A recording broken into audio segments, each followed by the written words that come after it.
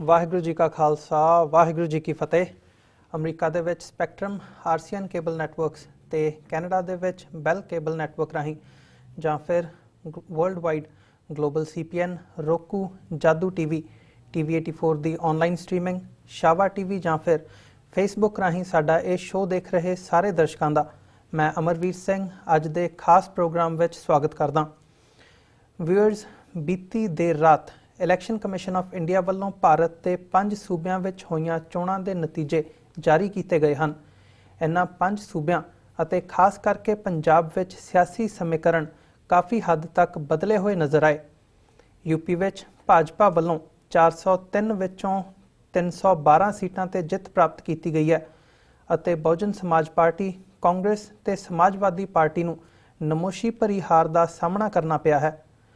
ਜੇ ਪੰਜਾਬ ਦੀ ਗੱਲ ਕਰੀਏ ਤਾਂ ਕਾਂਗਰਸ ਨੇ ਬਹੁਮਤ ਹਾਸਲ ਕਰਦਿਆਂ 117 ਵਿੱਚੋਂ 77 ਸੀਟਾਂ ਜਿੱਤੀਆਂ ਹਨ। ਆਮ ਆਦਮੀ ਪਾਰਟੀ ਨੂੰ 20 ਅਤੇ ਅਕਾਲੀ ਭਾਜਪਾ ਗੱਠਜੋੜ ਨੂੰ 18 ਸੀਟਾਂ ਮਿਲੀਆਂ ਹਨ। ਅੱਜ ਦੇ ਸ਼ੋਅ ਵਿੱਚ ਅਸੀਂ ਇਹਨਾਂ ਚੋਣ ਨਤੀਜਿਆਂ ਬਾਰੇ ਖਾਲਿਸਤਾਨ ਅਫੇਅਰਸ ਸੈਂਟਰ ਦੇ ਸੰਚਾਲਕ ਡਾਕਟਰ ਅਮਰਜੀਤ ਸਿੰਘ ਨਾਲ ਗੱਲਬਾਤ ਕਰਾਂਗੇ ਅਤੇ ਸਿੱਖ ਨੁਕਤਾ ਨਿਗਾਹ ਤੋਂ ਇਹਨਾਂ ਨਤੀਜਿਆਂ ਦਾ ਵਿਸ਼ਲੇਸ਼ਣ ਕਰਾਂਗੇ। ਇਹ ਜਾਣਨ ਦੀ ਕੋਸ਼ਿਸ਼ ਕਰਾਂਗੇ ਕਿ ਖਾਸ ਕਰਕੇ ਪੰਜਾਬ ਅਤੇ ਓਵਰਆਲ ਹੀ ਇਹ ਨਤੀਜੇ ਸਿੱਖਾਂ, ਮੁਸਲਮਾਨਾਂ ਸਮੇਤ ਹੋਰ ਘੱਟ ਗਿਣਤੀਆਂ ਲਈ ਕੀ ਸੰਕੇਤ ਦੇ ਰਹੇ ਹਨ ਅਤੇ ਨਾਲ ਹੀ ਪੰਜਾਬ ਲਈ ਇਹ ਬਦਲੇ ਸਮੀਕਰਨ ਕੀ ਮਾਇਨੇ ਰੱਖਦੇ ਹਨ। ਆਓ ਅੱਜ ਦੀ ਵਿਚਾਰ ਚਰਚਾ ਦੀ ਸ਼ੁਰੂਆਤ ਕਰਦੇ ਹਾਂ। ਹਾਂਜੀ ਡਾਕਟਰ ਸਾਹਿਬ, ਵਾਹਿਗੁਰੂ ਜੀ ਕਾ ਖਾਲਸਾ ਵਾਹਿਗੁਰੂ ਜੀ ਕੀ ਫਤਿਹ। ਤੁਹਾਡਾ ਸਵਾਗਤ ਹੈ ਡਾਕਟਰ ਸਾਹਿਬ, ਤੇ ਤੁਹਾਡਾ ਬਹੁਤ-ਬਹੁਤ ਧੰਨਵਾਦ ਕਿ ਤੁਸੀਂ ਸਟੂਡੀਓ ਦੇ ਵਿੱਚ ਪਹੁੰਚੋ, ਆਪਣਾ ਸਮਾਂ ਕੱਢਿਆ। ਜੀ ਤੁਹਾਡੀ ਮਿਹਰਬਾਨੀ, ਆਪਣਾ ਵੀਕਐਂਡ ਪਾਸੇ ਰੱਖ ਕੇ ਤੁਸੀਂ ਜਿਹੜਾ ਇਸ ਪ੍ਰੋਗਰਾਮ ਨੂੰ ਹੋਸਟ ਕਰ ਰਹੇ ਹੋ, ਸ਼ੁਕਰੀਆ ਜੀ। ਡਾਕਟਰ ਸਾਹਿਬ, ਸਾਰਿਆਂ ਤੋਂ ਪਹਿਲਾਂ ਜਦੋਂ ਅਸੀਂ ਹੁਣ 5 ਸੂਬਿਆਂ ਦੇ ਚੋਣ ਨਤੀਜਿਆਂ ਬਾਰੇ ਗੱਲਬਾਤ ਕਰਨੀ ਹੈ ਤੇ ਸ਼ੁਰੂਆਤ ਆਪਣੇ ਪੰਜਾਬ ਤੋਂ ਕਰੀਏ, ਸਾਡੀ ਜਿਹੜੀ ਮਾਤਰ ਭੂਮੀ ਹੈਗੀ ਹੈ ਉੱਥੋਂ ਸ਼ੁਰੂਆਤ ਕਰੀਏ। ਸੋ ਮੈਂ ਬਹੁਤਾ ਡਿਟੇਲ 'ਚ ਤਾਂ ਨਹੀਂ ਜਾਣਾ ਚਾਹੁੰਦਾ, ਪਰ ਜਿਵੇਂ ਕਹਿੰਦੇ ਆ ਵੀ ਜੇ ਲੜ ਮਹਾਰਾਜਿਆਂ ਦੇ ਲਈ ਤਾਂ ਅੱਗੇ ਤੇਰੇ ਭਾਗ ਲੱਛੀਏ, ਕੀ ਕਹਿਣਾ ਚਾਹੋਗੇ ਜਿਹੜੇ ਨਤੀਜੇ ਸਾਹਮਣੇ ਆਏ ਨੇ? ਵਾਹ ਵਾਹ, ਅੱਜ ਤਾਂ ਤੁਸੀਂ ਸੰਗਰੂਰ ਦੀ ਰਿਚ ਪੰਜਾਬੀ ਦਾ ਖਾਣ ਬੋਲ ਕੇ ਜਿਹੜਾ ਆਪਣੇ ਮਹਾਰਾਜਿਆਂ ਦੀ ਜਿਹੜੀ ਹੈ ਉਹ ਵੈਲਕਮ ਲਾਈਨ ਲਈ ਹੈ। ਦੇਖੋ, ਸਭ ਤੋਂ ਪਹਿਲਾਂ ਤਾਂ ਮੈਂ ਇਹ ਬਿਲਕੁਲ ਸਪਸ਼ਟ ਕਰ ਦੇਣਾ ਚਾਹੁੰਦਾ ਕਿ ਇਸ ਘੋੜ ਦੌੜ ਵਿੱਚ ਜਿਹੜੀ ਕਿ ਚੋਣਾਂ ਦੇ ਨਾਂ ਥੱਲੇ ਭਾਰਤ ਦੇ ਵਿੱਚ ਪਿਛਲੇ 70 ਸਾਲ ਤੋਂ ਉਹ ਪਾਰਲੀਮੈਂਟ ਦੀਆਂ ਚੋਣਾਂ ਹੋਣ, ਅਸੈਂਬਲੀ ਦੀਆਂ ਚੋਣਾਂ ਹੋਣ ਜੀ, ਇਸ ਘੋੜ ਦੌੜ ਵਿੱਚ ਸਾਡਾ ਕੋਈ ਨਾ ਵਿਸ਼ਵਾਸ ਸੀ, ਨਾ ਹੈ, ਨਾ ਹੋਏਗਾ ਜੂਨ 84 ਤੋਂ ਬਾਅਦ।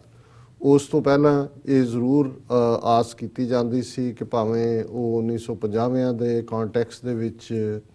ਪਹਿਲੀਆਂ ਚੋਣਾਂ ਜਿਹੜੀਆਂ ਨੇ 1950 ਸੰਵਿਧਾਨ ਲਾਗੂ ਹੋਣ ਤੋਂ ਬਾਅਦ 1952 'ਚ ਹੋਈਆਂ। ਹਾਲਾਂਕਿ ਇਹ ਵੀ ਇੱਕ ਹਕੀਕਤ ਹੈ ਕਿ ਸਿੱਖ ਨੁਮਾਇੰਦਿਆਂ ਨੇ ਭਾਰਤੀ ਸੰਵਿਧਾਨ ਦੇ ਖਰੜੇ ਤੇ ਦਸਤਖਤ ਨਹੀਂ ਸੀ ਕੀਤੇ। ਇਹਦੇ ਬਾਵਜੂਦ ਅਕਾਲੀ ਦਲ ਨੇ ਕੋਈ ਇਲੈਕਸ਼ਨ ਬਾਈਕਾਟ ਲਾਈਨ ਪਹਿਲੇ ਦਿਨ ਤੋਂ ਨਹੀਂ ਲਈ। ਉਹ 1952 ਦੀਆਂ ਪਾਰਲੀਮੈਂਟ ਇਲੈਕਸ਼ਨਾਂ ਦੇ ਵਿੱਚ ਉਹਨਾਂ ਨੇ ਸ਼ਮੂਲੀਅਤ ਕੀਤੀ ਸੀ ਔਰ ਮੂੰਹ ਦੀ ਖਾਧੀ ਸੀ। ਸੋ ਉਦੋਂ ਹੀ ਇਹ ਜ਼ਾਹਰ ਹੋ ਗਿਆ ਸੀ ਕਿ ਇਸ ਸਿਸਟਮ ਦੇ ਵਿੱਚ ਉਦੋਂ ਅਜੇ ਕਰਪਸ਼ਨ ਦਾ ਉਹ ਲੈਵਲ ਨਹੀਂ ਸੀ ਜਿਹੜਾ ਲੇਟਰ ਹੁਣ ਤੱਕ ਪਹੁੰਚਦਿਆਂ ਹੋਇਆ। ਪਰ ਇੱਕ ਗੱਲ ਜ਼ਾਹਰ ਸੀ ਕਿ ਜਿਹੜੀ ਬਹੁ ਗਿਣਤੀ ਦਾ ਬਰੂਟ ਇੰਪੈਕਟ ਹੈ, ਉਦੋਂ ਨਹਿਰੂ ਸੀਨ ਦੇ ਉੱਤੇ ਸੀ, ਬੜਾ ਚਾਰਮਿੰਗ ਲੀਡਰ, ਔਰ ਭਾਰਤ ਨੂੰ ਆਜ਼ਾਦ ਕਰਵਾਉਣ ਦਾ ਜਿਹੜਾ ਕ੍ਰੈਡਿਟ ਹੈ ਉਹ ਕਾਂਗਰਸ ਲੈਂਦੀ ਸੀ। ਕਾਂਗਰਸ ਦੀ ਆਪਣੀ ਲੈਗੇਸੀ ਸੀ ਕਿ ਵੀ ਬੇਸ਼ੱਕ ਗਾਂਧੀ ਜਿਹੜਾ ਉਹ ਮਾਰਿਆ ਜਾ ਚੁੱਕਾ ਸੀ। ਸੋ ਉਸ ਬੈਗੇਜ ਨੂੰ ਲੈ ਕੇ ਕਿ ਅਸੀਂ ਭਾਰਤ ਨੂੰ ਲਿਬਰੇਟ ਕੀਤਾ ਔਰ ਡ੍ਰੀਮਰ, ਕਿਉਂਕਿ ਨਹਿਰੂ ਬੜਾ ਵੱਡਾ ਡ੍ਰੀਮਰ ਸੀ, ਉਹਨੇ ਜਿਹੜੇ ਭਾਰਤ ਦੀ ਆਜ਼ਾਦੀ ਤੋਂ ਬਾਅਦ ਲੋਕਾਂ ਨੂੰ ਜਿਸ ਕਿਸਮ ਦਾ ਅੰਤਰਰਾਸ਼ਟਰੀ ਪੱਧਰ ਦੇ ਉੱਤੇ ਜੋ ਸੁਪਨੇ ਦਿਖਾਏ, ਉਹ ਵੀ ਇੱਕ ਪਾਰਟ ਸੀ ਜਿਹਦੇ ਥੱਲੇ ਕਿ ਪਹਿਲੀਆਂ ਚੋਣਾਂ ਲੜੀਆਂ ਗਈਆਂ। ਉਸ ਤੋਂ ਬਾਅਦ ਅਸੀਂ ਦੇਖਦੇ ਹਾਂ ਕਿ ਜੇ ਪਾਰਲੀਮੈਂਟ ਚੋਣਾਂ ਦੇ ਹਵਾਲੇ ਨਾਲ ਗੱਲ ਕਰੀਏ 1952 ਤੋਂ ਬਾਅਦ 1957, 1962 ਤੱਕ, 1966 ਪੰਜਾਬੀ ਸੂਬਾ ਬਣਨ ਤੋਂ ਪਹਿਲਾਂ ਇਹ ਜਿਹੜੀਆਂ ਨੇ ਆਲਮੋਸਟ 3 ਇਲੈਕਸ਼ਨਸ ਹੋ ਚੁੱਕੀਆਂ ਸੀ ਔਰ ਬੜਾ ਜ਼ੋਰ ਲਾ ਕੇ ਵੀ ਅਕਾਲੀ ਦਲ ਜਿਹੜਾ ਹੈ ਉਹ ਪਾਰਲੀਮੈਂਟ ਦੇ ਵਿੱਚ 3-4 ਤੋਂ ਜ਼ਿਆਦਾ ਨੁਮਾਇੰਦੇ ਨਹੀਂ ਸੀ ਭੇਜ ਸਕਦਾ। ਔਰ ਉਹਨਾਂ ਦੀ ਵੀ ਜਿਹੜੀ ਕਾਬਲੀਅਤ ਜਾਂ ਉਹਨਾਂ ਦਾ ਸੱਚ ਤੇ ਆਧਾਰਿਤ ਕੋਈ ਗੱਲ ਕਹਿਣ ਦਾ ਅੰਦਾਜ਼, ਉਸ ਦਾ ਪਾਰਲੀਮੈਂਟ 'ਚ ਕੋਈ ਇਫੈਕਟ ਨਹੀਂ ਸੀ ਹੁੰਦਾ। ਜਿਵੇਂ ਜੇ ਅਸੀਂ 20ਵੀਂ ਸਦੀ ਦੇ ਮਹਾਨ ਸਿੱਖ ਫਿਲਾਸਫਰ ਸਰ ਕਪੂਰ ਸਿੰਘ ਦੀ ਗੱਲ ਕਰਦੇ ਤੇ ਉਹ 1962 ਤੋਂ 1967 ਤੱਕ ਮੈਂਬਰ ਪਾਰਲੀਮੈਂਟ ਸਨ। ਉਦੋਂ ਕਿਉਂਕਿ ਭਾਰਤੀ ਜਨ ਸੰਘ ਨਾਂ ਦੀ ਪੋਲੀਟੀਕਲ ਪਾਰਟੀ ਸੀ ਔਰ ਲੁਧਿਆਣਾ ਪਾਰਲੀਮੈਂਟ ਸੀਟ ਤੋਂ ਭਾਰਤੀ ਜਨ ਸੰਘ ਦੇ ਜਿਹੜੇ ਕੈਂਡੀਡੇਟ ਔਰ ਕਾਂਗਰਸ ਦਾ ਜਿਹੜੇ ਕਿ ਦੋਨੇ ਹਿੰਦੂ ਕੈਂਡੀਡੇਟ ਹੁੰਦੇ ਸੀ ਉਹਨਾਂ ਦੇ ਵਿੱਚ ਕਈ ਵਾਰੀ ਵੋਟਾਂ ਡਿਵਾਈਡ ਹੋ ਜਾਂਦੀਆਂ ਸੀ ਤੇ ਅਕਾਲੀਆਂ ਦਾ ਦਾਅ ਲੱਗ ਜਾਂਦਾ ਸੀ। ਸੋ 1962 ਦੇ ਵਿੱਚ ਇਹੀ ਹੋਇਆ ਕਿ ਲੁਧਿਆਣੇ 'ਚ ਬਰਾਬਰ ਜਿਹੀਆਂ ਇਹਨਾਂ ਦੀਆਂ ਵੋਟਾਂ ਸੀ ਭਾਰਤੀ ਜਨ ਸੰਘ ਔਰ ਕਾਂਗਰਸ ਦੀਆਂ, ਔਰ sir Kapur Singh member parliament ਬਣੇ। ਹੁਣ ਉਹਨਾਂ ਦੀਆਂ ਸਪੀਚਸ ਦਾ ਅਸੀਂ ਹਵਾਲਾ ਦਿੰਦੇ ਹਾਂ 62 ਦੀ ਜੰਗ ਵੇਲੇ ਚੀਨ ਦੇ ਨਾਲ ਉਹਨਾਂ ਨੇ ਕਿਵੇਂ ਨਹਿਰੂ ਨੂੰ ਜਿਹੜਾ ਹੈ ਉਹ ਚੈਲੰਜ ਕੀਤਾ ਕਿ ਵੀ ਤੁਸੀਂ ਕਿਵੇਂ ਟ੍ਰਾਈਪਾਰਟਾਈਟ ਟ੍ਰੀਟੀ ਜਿਹੜੀ ਸਿੱਖਾਂ ਦੇ ਵਿਚਕਾਰ ਔਰ ਐਂਪਰਰ ਆਫ ਚਾਈਨਾ ਔਰ ਲਾਮਾ ਆਫ ਤਿੱਬਤ ਵਿਚਕਾਰ ਹੋਈ ਸੀ ਉਹਨੂੰ ਤੁਸੀਂ ਵਾਇਲੇਟ ਕੀਤਾ ਜੀ। ਔਰ ਉਸ ਤੋਂ ਬਾਅਦ ਅਸੀਂ ਦੇਖਦੇ ਹਾਂ ਕਿ 1966 'ਚ ਜਦੋਂ ਪੰਜਾਬ ਰੀਆਰਗੇਨਾਈਜੇਸ਼ਨ ਐਕਟ ਦੇ ਥੱਲੇ ਪੰਜਾਬ ਨੂੰ ਬਣਾਉਣ ਦੇ ਨਾਂ ਥੱਲੇ ਪੰਜਾਬੀ ਸੂਬਾ ਬਣਾਉਣ ਦੇ ਨਾਂ ਥੱਲੇ ਐਕਚੁਅਲੀ ਹਰਿਆਣਾ ਔਰ ਹਿਮਾਚਲ ਬਣਾਏ ਗਏ, ਉਦੋਂ ਵੀ ਜਿਹੜੀ ਸਰ ਕਪੂਰ ਸਿੰਘ ਨੇ ਪਾਰਲੀਮੈਂਟ ਦੇ ਵਿੱਚ ਤਕਰੀਰ ਕੀਤੀ, ਰੋਟਨ ਐਗ ਉਹਨਾਂ ਨੇ ਕਿਹਾ ਇਹ ਹੈ। ਇਹਦੇ ਬਾਵਜੂਦ ਕਿਉਂਕਿ ਫੈਸਲੇ ਜਦੋਂ ਮੈਜੋਰਿਟੀ ਦੇ ਨਾਂ ਥੱਲੇ ਹੁੰਦੇ ਨੇ ਔਰ ਜਿਹਦਾ ਇੱਕ ਸਿੰਪਲ ਜਿਹੜਾ ਇੱਕ ਸਿਧਾਂਤ ਹੈ ਕਿ 51 ਗਧੇ ਜਿਹੜੇ ਨੇ ਉਹ 49 ਸ਼ੇਰਾਂ ਨਾਲੋਂ ਜ਼ਿਆਦਾ ਸਿਆਣੇ ਨੇ, ਜ਼ਿਆਦਾ ਪਾਵਰਫੁਲ ਨੇ, ਫੈਸਲਾ ਕਰਨ ਦੀ ਤਾਕਤ ਉਹਨਾਂ ਦੇ ਕੋਲ ਹੈ। ਸੋ ਜ਼ਾਹਿਰ ਹੈ ਕਿ ਵੀ ਉਹ ਘੱਟ ਗਿਣਤੀਆਂ ਜਾਂ ਅਕਲੀਤਾਂ ਦੇ ਹਵਾਲੇ ਨਾਲ ਉਹ ਭਾਵੇਂ ਸਿੱਖ ਹੋਣ ਜਿਹੜੇ ਬਹੁਤ ਬੁਰੀ ਤਰ੍ਹਾਂ ਘੱਟ ਗਿਣਤੀ ਸੀ ਔਰ ਨੇ, ਮੁਸਲਮਾਨ ਹੋਣ ਜਿਹੜੇ ਕਿ ਬੇਸ਼ੱਕ ਭਾਰਤ 'ਚ ਘੱਟ ਗਿਣਤੀ 'ਚ ਨੇ ਲੇਕਿਨ 170 ਮਿਲੀਅਨ ਕੋਈ ਛੋਟੀ ਗਿਣਤੀ ਨਹੀਂ ਹੁੰਦੀ, ਦੁਨੀਆ ਦੇ 100 ਤੋਂ ਜ਼ਿਆਦਾ ਮੁਲਕ ਇੰਨੀ ਆਬਾਦੀ ਵਾਲੇ ਹੋਣਗੇ। ਔਰ ਜਿਸ ਯੂਪੀ ਦੀਆਂ ਚੋਣਾਂ ਦੀ ਅਸੀਂ ਗੱਲ ਕਰਾਂਗੇ ਉਹਦੇ 'ਚ 20-22% ਉਹਨਾਂ ਦੀ ਗਿਣਤੀ ਹੋਣ ਦੇ ਬਾਵਜੂਦ ਕਿਵੇਂ ਬਰੂਟ ਮੈਜੋਰਿਟੀ ਦੇ ਥੱਲੇ ਉਹਨਾਂ ਦੀ ਗਿਣਤੀ ਘਟਦੀ ਚਲੀ ਗਈ ਔਰ ਬੀਜੇਪੀ ਨੇ ਇੱਕ ਵੀ ਜਿਹੜਾ ਮੁਸਲਮਾਨ ਸੀ ਉਹਨੂੰ ਟਿਕਟ ਨਹੀਂ ਦਿੱਤੀ। ਸੋ ਪੰਜਾਬ ਦੇ ਵਿੱਚ ਅਸੀਂ ਇਸ ਪਾਰਟ ਨੂੰ ਦੇਖਦੇ ਹਾਂ ਕਿ ਜਦੋਂ ਅਸੀਂ ਪੰਜਾਬ ਦੇ ਅਜੋਕੇ ਚੋਣ ਨਤੀਜਿਆਂ ਦੀ ਗੱਲ ਕਰਾਂਗੇ ਵੇਰਵੇ ਦੇ ਨਾਲ, ਸੋ ਕੁੱਲ ਮਿਲਾ ਕੇ ਮੈਂ ਇਹ ਸਮਝਦਾ ਕਿ ਇਸ ਸਾਰੇ ਨੂੰ ਅਸੀਂ ਜਿਵੇਂ ਮੈਂ ਕਿਹਾ ਵੀ ਸਾਡਾ ਕੋਈ ਘੋੜਾ ਇਸ ਰੇਸ 'ਚ ਨਹੀਂ ਸੀ ਕਿਉਂਕਿ ਅਸੀਂ ਸਾਡੀ ਜੇ ਟਰੂਲੀ ਹੁੰਦਾ ਅਕਾਲੀਆਂ ਦੀ ਮੈਂ ਸਮਝਦਾ ਵੀ ਵਿਜ਼ਡਮ ਹੁੰਦੀ ਕਿ ਜਿੱਥੇ ਉਹਨਾਂ ਦੇ ਨੁਮਾਇੰਦਿਆਂ ਨੇ ਜਿਹੜਾ ਭਾਰਤੀ ਸੰਵਿਧਾਨ ਦੇ ਖਰੜੇ ਤੇ ਦਸਤਖਤ ਨਹੀਂ ਸੀ ਕੀਤੇ ਉੱਥੇ ਉਹ ਚੋਣ ਸਿਸਟਮ ਦੇ ਵਿੱਚ ਵੀ ਨਾ ਆਉਂਦੇ, ਫਿਰ ਸਾਡਾ ਸੰਘਰਸ਼ ਜੂਨ 84 ਤੋਂ ਸ਼ੁਰੂ ਹੋਣ ਦੀ ਗੱਲ ਨਾ ਹੁੰਦੀ, ਫਿਰ ਉਦੋਂ ਤੋਂ ਹੀ ਹੁੰਦਾ ਕਿ ਭਾਈ ਸਿੱਖਾਂ ਨੇ ਇਸ ਸੰਵਿਧਾਨ ਨੂੰ ਨਹੀਂ ਮੰਨਿਆ ਔਰ ਇਹਦੇ ਥੱਲੇ ਉਹ ਕੋਈ ਵੀ ਚੋਣਾਂ ਦੇ ਵਿੱਚ ਉਹ ਪਾਰਟਿਸਿਪੇਟ ਕਰਨ ਨੂੰ ਤਿਆਰ ਨਹੀਂ। ਲੇਕਿਨ ਫਿਰ ਵੀ ਇਹ ਤਜਰਬਾ ਜਿਹੜਾ ਪੰਜਾਬੀ ਸੂਬਾ ਬਣਨ ਤੋਂ ਬਾਅਦ ਵੀ 1966 ਤੋਂ ਬਾਅਦ 1967 'ਚ ਪਹਿਲੀਆਂ ਅਸੈਂਬਲੀ ਚੋਣਾਂ ਹੋਈਆਂ, ਹਾਲਾਂਕਿ ਟ੍ਰਾਂਜੀਸ਼ਨ ਪੀਰੀਅਡ 66 ਤੋਂ ਬਾਅਦ ਗਿਆਨੀ ਗੁਰਮੁਖ ਸਿੰਘ ਮੁਸਾਫਰ ਨੂੰ ਚੀਫ ਮਿਨਿਸਟਰ ਬਣਾਇਆ ਗਿਆ ਸੀ ਔਰ ਉਸ ਪੰਜਾਬ ਅਸੈਂਬਲੀ ਦੇ ਵਿੱਚ 104 ਸੀਟਾਂ ਸਨ, ਬਾਅਦ ਦੇ ਵਿੱਚ ਵਧਾ ਕੇ ਹੁਣ 117 ਕੀਤੀਆਂ ਗਈਆਂ ਨੇ ਔਰ ਉਹਨਾਂ ਦੇ ਵਿੱਚ ਵੀ ਅਕਾਲੀਆਂ ਦੇ ਦੋ ਧੜੇ ਸੀ, ਸੰਤ ਫਤਿਹ ਸਿੰਘ ਅਕਾਲੀ ਦਲ, ਮਾਸਟਰ ਅਕਾਲੀ ਦਲ। ਸੰਤ ਫਤਿਹ ਸਿੰਘ ਅਕਾਲੀ ਦਲ ਨੂੰ 24 ਸੀਟਾਂ ਮਿਲੀਆਂ ਸੀ, ਮਾਸਟਰ ਅਕਾਲੀ ਦਲ ਨੂੰ 2 ਮਿਲੀਆਂ ਸੀ। ਸੋ ਕੁੱਲ ਮਿਲਾ ਕੇ ਈਵਨ ਉਸ ਸਿਸਟਮ 'ਚ ਵੀ ਕਾਂਗਰਸ 45 ਦੇ ਨੇੜੇ ਤੇੜੇ ਸੀ, 6-7 ਕਮਿਊਨਿਸਟਾਂ ਨੂੰ ਮਿਲੀਆਂ ਸੀ, 6-7 ਭਾਰਤੀ ਜਨ ਸੰਘ ਨੂੰ ਮਿਲੀਆਂ ਸੀ, 6-7 ਆਜ਼ਾਦ ਜਿੱਤੇ ਸੀ, ਇੱਕ ਰਿਪਬਲਿਕਨ ਪਾਰਟੀ ਬਣੀ ਹੋਈ ਸੀ ਪਿਆਰਾ ਰਾਮ ਧੰਨੋਵਾਲੀ ਉਹ ਜਿੱਤੇ। ਸੋ ਮੈਂ ਇਹ ਵੇਰਵਾ ਇਸ ਲਈ ਦੇਣਾ ਚਾਹੁੰਦਾ ਹੈ ਕਿ ਜਦੋਂ ਤੁਸੀਂ ਇਹਨਾਂ ਨਤੀਜਿਆਂ ਨੂੰ ਦੇਖਦੇ ਹੋ ਇਹ ਨਾ ਤਾਂ ਲੋਕਾਂ ਦਾ ਵਰਡਿਕਟ ਹੁੰਦਾ ਜਿਵੇਂ ਅਸੀਂ ਜੇ ਸਿੱਖ ਕੌਮ ਦੇ ਹਵਾਲੇ ਨਾਲ ਗੱਲ ਕਰੀਏ ਔਰ ਖਾਸ ਤੌਰ ਤੇ ਅਸੈਂਬਲੀ ਚੋਣਾਂ ਵੇਲੇ, ਹੁਣ ਤਾਂ ਪਾਰਲੀਮੈਂਟ ਚੋਣਾਂ ਵੀ ਇੰਪੋਰਟੈਂਟ ਹੋ ਗਈਆਂ, ਉਹਨਾਂ ਜ਼ਮਾਨਿਆਂ ਜਦੋਂ ਅਸੀਂ ਗਰੋ ਹੋ ਰਹੇ ਸੀ ਉਦੋਂ ਪਾਰਲੀਮੈਂਟ ਚੋਣ ਦਾ ਕੋਈ ਅਹਿਮੀਅਤ ਨਹੀਂ ਸੀ ਹੁੰਦੀ, ਵੋਟ ਲੋਕਲ ਇੰਪੋਰਟੈਂਟ ਹੁੰਦੀ ਸੀ ਤੇ ਕਿਉਂਕਿ ਸਾਈਮਲਟੇਨੀਅਸਲੀ ਇਲੈਕਸ਼ਨਾਂ ਹੁੰਦੀਆਂ ਸੀ ਅਸੈਂਬਲੀ ਔਰ ਪਾਰਲੀਮੈਂਟ ਦੀਆਂ ਤੇ ਜਿਹੜੇ ਥੱਲੜੇ ਕੈਂਡੀਡੇਟ ਨੂੰ ਵੋਟ ਪਾਉਂਦੇ ਸੀ ਉਹ ਕਹਿੰਦੇ ਸੀ ਜੀ ਮੈਂ 2 ਤੇ ਠੱਪਾ ਲਾਇਆ, ਇਹ ਕਿਹਦੇ ਤੇ ਲਾਇਆ, ਜੇ ਇੱਧਰ ਜਿਸ ਪਾਰਟੀ ਦੇ ਕੈਂਡੀਡੇਟ ਨੂੰ ਉਹ ਵੋਟ ਕਰਦੇ ਸੀ ਉਹ ਹੀ ਉੱਪਰਲੇ ਨੂੰ ਕਰ ਦਿੰਦੇ ਸੀ। ਸੋ ਉੱਥੋਂ ਉਦੋਂ ਈਵਨ ਮੈਂਬਰ ਪਾਰਲੀਮੈਂਟਸ ਨੂੰ ਦੀਵਾਨੀ ਵੀ ਨਹੀਂ ਸੀ ਖਰਚਣੀ ਪੈਂਦੀ ਚੋਣਾਂ ਜਿੱਤਣ ਦੇ ਲਈ ਕਿਉਂਕਿ ਸਾਰਾ ਦਾਰਮਦਾਰ ਸਟੇਟ ਦੀਆਂ ਚੋਣਾਂ ਦੇ ਉੱਤੇ ਹੀ ਡਿਪੈਂਡ ਕਰਦਾ ਸੀ। ਸੋ ਕੁੱਲ ਮਿਲਾ ਕੇ ਇਸ ਸਾਰੇ ਪੀਰੀਅਡ 'ਚ ਜੇ ਅਸੀਂ 66 ਤੋਂ ਬਾਅਦ ਦੇਖਦੇ ਹਾਂ ਜਸਟਿਸ ਗੁਰਨਾਮ ਸਿੰਘ ਦੀ ਹਕੂਮਤ ਪੰਜਾਬੀ ਸੂਬੇ 'ਚ ਰਹੀ ਜਿਹੜੀ ਜ਼ਾਹਰਾ ਤੌਰ ਤੇ ਬੜਾ ਥੋੜਾ ਸਮਾਂ ਚੱਲੀ, ਜਿਹੜਾ ਲਛਮਣ ਸਿੰਘ ਗਿੱਲ 10 ਮਹੀਨੇ ਦੇ ਪੀਰੀਅਡ ਦੇ ਲਈ ਚੀਫ ਮਿਨਿਸਟਰ ਰਹੇ ਔਰ ਫਿਰ ਅਸੀਂ ਦੇਖਦੇ ਹਾਂ ਗਿਆਨੀ ਜ਼ੈਲ ਸਿੰਘ ਕਾਂਗਰਸ ਦੀ ਹਕੂਮਤ ਇੱਕ ਵਾਰ ਪੂਰੇ 5 ਸਾਲ ਰਹੀ, ਫਿਰ ਕੈਪਟਨ ਅਮਰਿੰਦਰ ਸਿੰਘ 2002 ਤੋਂ 2007 ਤੱਕ ਜਿਹੜਾ 5 ਸਾਲ ਪ੍ਰਾਈਮ ਮਿਨਿਸਟਰ ਜਿਹੜਾ ਚੀਫ ਮਿਨਿਸਟਰ ਹੈ ਔਰ 5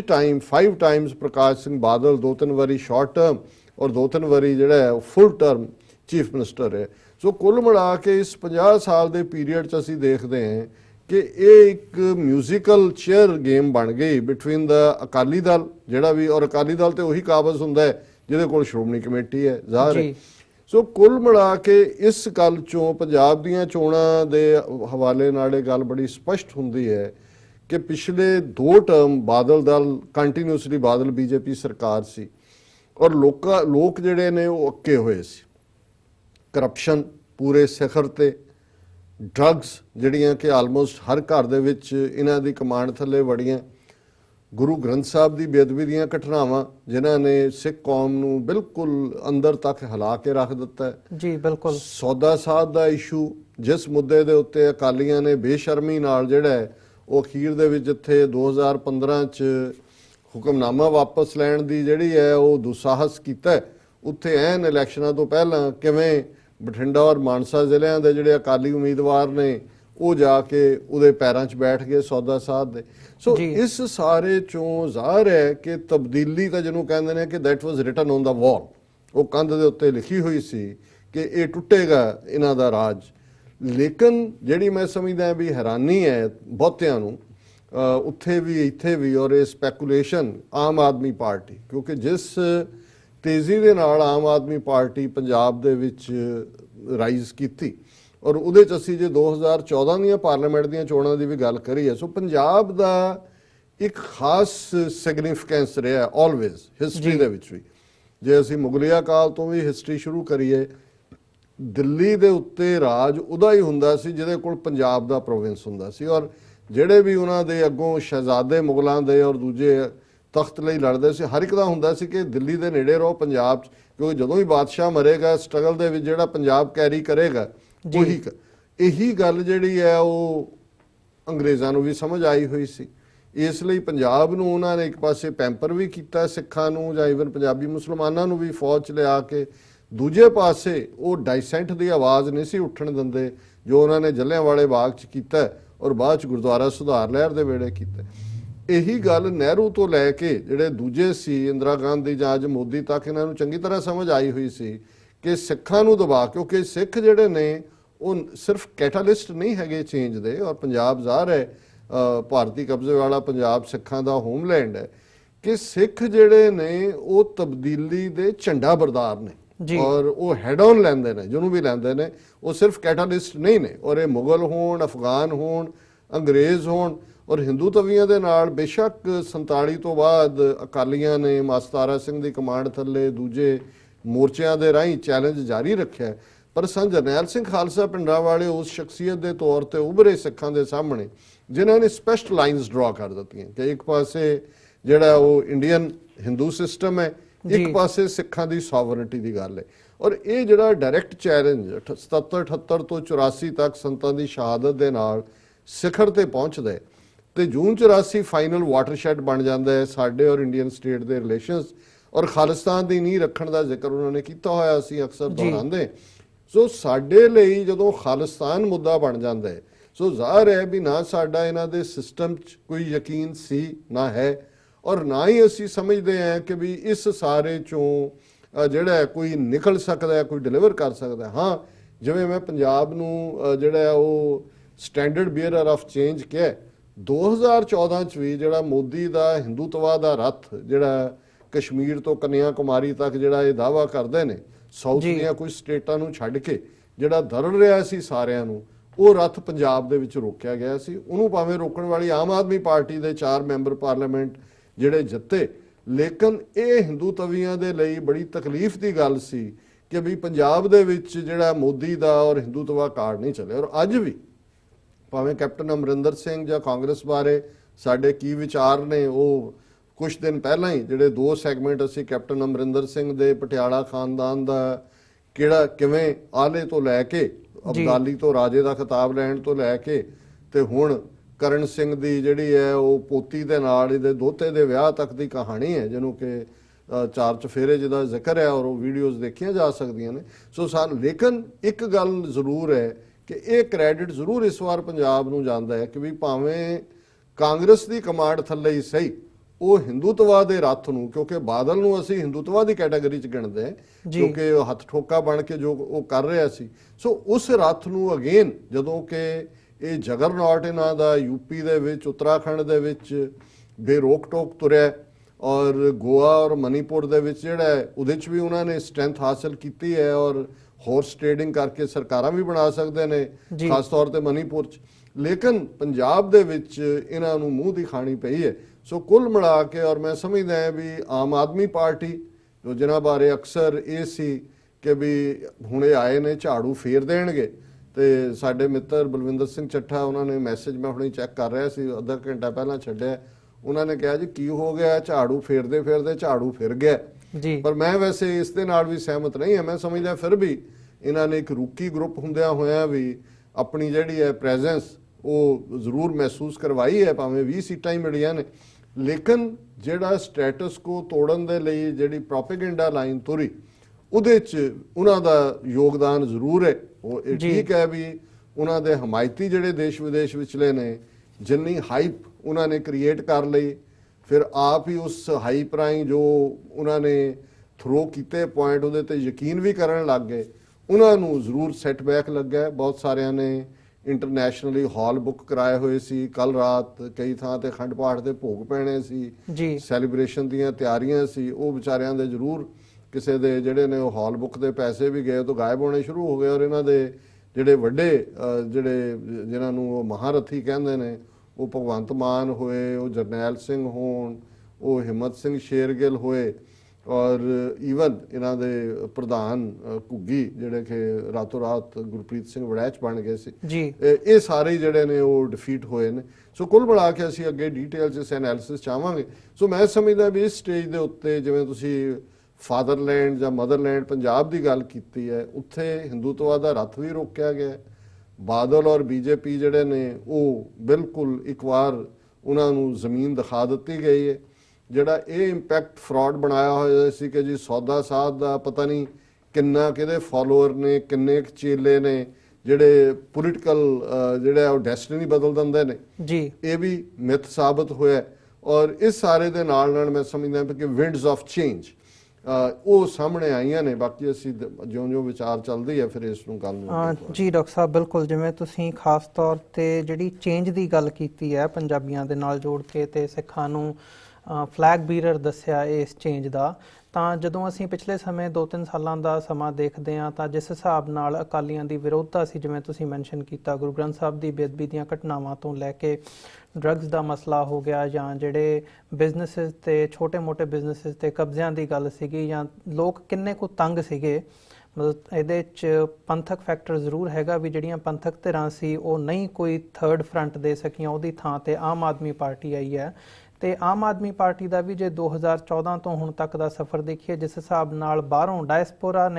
ਡਾਇਸਪੋਰਾ ਪੰਜਾਬੀਆਂ ਨੇ, ਡਾਇਸਪੋਰਾ ਸਿੱਖਾਂ ਨੇ ਉਹਨਾਂ ਦੀ ਸਪੋਰਟ ਕੀਤੀ ਹੈ, ਤਾਂ ਕਿਤੇ ਨਾ ਕਿਤੇ ਜਿਹੜੀਆਂ ਹੋਪਸ ਸੀਗੀਆਂ ਉਹ ਬਹੁਤ ਹਾਈ ਸੀ। ਤੁਸੀਂ ਆਲਰੇਡੀ ਉਸ ਗੱਲ ਦਾ ਮੈਂਸ਼ਨ ਕੀਤਾ ਹੈ। ਹਾਲਾਂਕਿ ਜਿਵੇਂ ਤੁਸੀਂ ਪਹਿਲਾਂ ਵੀ ਆਪਣੇ ਇੱਕ ਸ਼ੋਅ ਦੇ ਵਿੱਚ ਸੱਚੋ ਸੱਚ ਦੇ ਵਿੱਚ ਕਿਹਾ ਸੀ ਕਿ ਜਿਹੜੇ ਇਹ ਬੰਦੇ ਖੜੇ ਕੀਤੇ ਆ, ਜਿਹੜੇ ਪ੍ਰੋਮੀਨੈਂਟ ਪਰਸਨਸ ਹੈਗੇ ਆ ਉਮੀਦਵਾਰ ਨੇ, ਉਹ ਡਿਫੀਟ ਹੋਣਗੇ, ਉਹ ਹਾਰਨ ਲਈ ਹੀ ਖੜੇ ਕੀਤੇ ਆ। ਉਹਦੇ 'ਚ ਭਗਵੰਤ ਮਾਨ ਵੀ ਹੋ ਗਿਆ, ਜਰਨੈਲ ਸਿੰਘ ਹੋ ਗਿਆ, ਹਿੰਮਤ ਸਿੰਘ ਸ਼ੇਰਗਿੱਲ ਨੂੰ ਮਜੀਠੇ ਤੋਂ 10,000 ਵੋਟ ਹੈਗੀ ਹੈ, 10,000 ਵੋਟ ਮਿਲੀ ਹੈ। ਤਾਂ ਓਵਰਆਲ ਜੇ ਤੁਸੀਂ ਇਹਨੂੰ ਦੇਖਣਾ ਹੋਵੇ ਵੀ ਚੇਂਜ ਦੇ ਹਵਾਲੇ ਨਾਲ ਹੀ ਦੇਖਣਾ ਹੋਵੇ ਵੀ ਤਾਂ ਪੰਜਾਬੀਆਂ ਨੇ ਕਾਂਗਰਸ ਨੂੰ ਕਿਉਂ ਚੂਜ਼ ਕੀਤਾ, ਆਮ ਆਦਮੀ ਪਾਰਟੀ ਨੂੰ ਕਿਉਂ ਨਹੀਂ ਚੂਜ਼ ਕੀਤਾ, ਤੇ ਜਿਹੜੀ ਇਹ ਹਾਈਪ ਸੀਗੀ ਜਾਂ ਐਂ ਕਹਿ ਲਓ ਇਹ ਉਮੀਦ ਸੀਗੀ ਆਮ ਆਦਮੀ ਪਾਰਟੀ ਤੋਂ ਬਹੁਤੇ ਲੋਕਾਂ ਨੂੰ ਪੰਜਾਬ ਦੇ ਵਿੱਚ ਵੀ ਤੇ ਬਾਹਰ ਡਾਇਸਪੋਰਾ ਦੇ ਵਿੱਚ ਵੀ, ਉਹ ਕਿਉਂ ਉਮੀਦ ਦੇ ਉੱਪਰ ਖਰਾ ਨਹੀਂ ਉਤਰ ਸਕੇ, ਜਾਂ ਉਹ ਕਿਉਂ ਜਿਹੜੀ ਪੋਲੀਟੀਕਲ ਚੇਂਜ ਦੇ ਵਿੱਚ ਕਨਵਰਟ ਨਹੀਂ ਹੋ ਸਕੀ, ਉਹਦੇ ਕਾਰਨ ਕੀ ਸਮਝਦੇ ਹੋ? ਇਹ ਆਨਸਰ ਹੁਣ ਮੈਂ ਤੁਹਾਡੇ ਕੋਲੋਂ ਹੀ ਚਾਹੂੰਗਾ। ਦੇਖੋ, ਇੱਕ ਗੱਲ ਜ਼ਾਹਰ ਹੈ ਵੀ ਜਿਹੜਾ ਕਾਰਨ ਇੱਕ ਵੱਡਾ ਮੈਂ ਸਮਝਦਾ ਕੈਪਟਨ ਅਮਰਿੰਦਰ ਸਿੰਘ ਦਾ ਨਿੱਜੀ ਤੌਰ ਤੇ ਪਪੂਲਰ ਹੋਣ ਦਾ ਇਹ ਸਾਰੀ ਚੋਣ ਦੇ ਦੌਰਾਨ ਰਿਹਾ, ਉਹਦੇ 'ਚ ਸਿਰਫ ਇਹ ਹੀ ਨਹੀਂ ਕਿ ਵੀ ਉਸ ਨੇ 75 ਸਾਲਾ ਜਿੱਥੇ ਆਪਣਾ ਜਨਮ ਦਿਨ ਮਨਾਇਆ ਤੇ ਸੀਟਾਂ 77 ਨੇ, ਜ਼ਾਹਰ ਹੈ ਕਿ ਵੀ ਇਹ ਇੱਕ ਆਪਣੇ ਆਪ 'ਚ ਅਚੀਵਮੈਂਟ ਹੈ। ਇੱਕ ਸੀਟ ਘੱਟ ਹੈ 2/3 ਬਹੁਮਤ ਤੋਂ, ਪਰ ਉਹਦੇ ਨਾਲ ਮੈਂ ਦੇਖਦਾ ਕਿ ਜਿਹੜੇ ਵਿਦਨ ਪਾਰਟੀ ਅਮਰਿੰਦਰ ਸਿੰਘ ਦੇ ਰਾਈਵਲ ਵੀ ਰਹੇ, ਜਿਨ੍ਹਾਂ ਦੇ ਵਿੱਚ ਰਜਿੰਦਰ ਕੌਰ ਭੱਠਲ ਜਿਹੜੀ ਕਿ ਲਹਿਰਾ ਗਾਗਾ ਸੀਟ ਤੋਂ ਹਰੀ ਹੈ, ਇਹ ਵੀ ਇੱਕ ਡਿਵੈਲਪਮੈਂਟ ਇਸ ਨੂੰ ਦੇਖਿਆ ਜਾ ਸਕਦਾ ਹੈ। ਔਰ ਜੇ ਕਾਂਗਰਸ ਦੀ ਸੀਟ ਅਮਰਿੰਦਰ ਸਿੰਘ ਨੇ ਵਿਕੇਟ ਕੀਤੀ, ਪਾਰਲੀਮੈਂਟ ਦੀ ਸੀਟ ਜਿੱਥੋਂ ਨੇ ਅਰੁਣ ਜੇਤਲੀ ਨੂੰ ਲਗਭਗ ਲੱਖ ਵੋਟਾਂ ਦੇ ਨਾਲ ਹਰਾਇਆ ਸੀ, ਜੀ ਤੇ ਜਿਹੜਾ ਅਮਰਿੰਦਰ ਸਿੰਘ ਦਾ ਨੋਮੀਨੀ ਸੀ ਪਾਰਲੀਮੈਂਟਰੀ ਸੀਟ ਲਈ ਅੰਮ੍ਰਿਤਸਰ ਤੋਂ, ਉਹਨੇ 2 ਲੱਖ ਵੋਟਾਂ ਦੇ ਫਰਕ ਨਾਲ ਜਿਹੜਾ ਦੂਜਾ ਇਹਨਾਂ ਦਾ ਮਜੀਠੀਆਂ ਦਾ ਜਿਹੜਾ ਪੱਕਾ RSS ਦਾ ਉਹਨੂੰ ਜਿਹੜਾ ਡਿਫੀਟ ਕੀਤਾ। ਸੋ ਕੁੱਲ ਮਿਲਾ ਕੇ ਜਿਹੜਾ ਇੱਕ ਪਾਰਟ ਮੈਂ ਸਮਝਦਾ, ਜੇ ਕੋਈ ਮੈਨੂੰ ਰੀਜ਼ਨ ਪੁੱਛੇ ਕਿ ਵੀ ਇਹ ਕਾਂਗਰਸ ਦਾ, ਉਹਦੇ 'ਚ ਇੱਕ ਗੱਲ ਦੇ ਵਿੱਚ ਕੋਈ ਸ਼ੱਕ ਨਹੀਂ ਹੈ ਕਿ 2004 'ਚ ਔਰ ਇਹ ਜਿਹੜਾ ਉਹਦੀ ਵਿਨਿੰਗ ਦਾ ਕਾਰਨ ਹੈ, ਇਹੀ ਉਹਦੇ ਲਈ ਸਭ ਤੋਂ ਵੱਡਾ ਚੈਲੰਜ ਵੀ ਹੋਏਗਾ ਡਿਲੀਵਰ ਕਰ ਸਕਣਾ, ਕਿਉਂਕਿ 2004 ਦੇ ਵਿੱਚ termination of water agreements act ਜਿਹੜਾ ਸੀ ਉਹ ਅਮਰਿੰਦਰ ਨੇ ਜਿਹੜਾ ਜਿਹਦੇ 'ਚ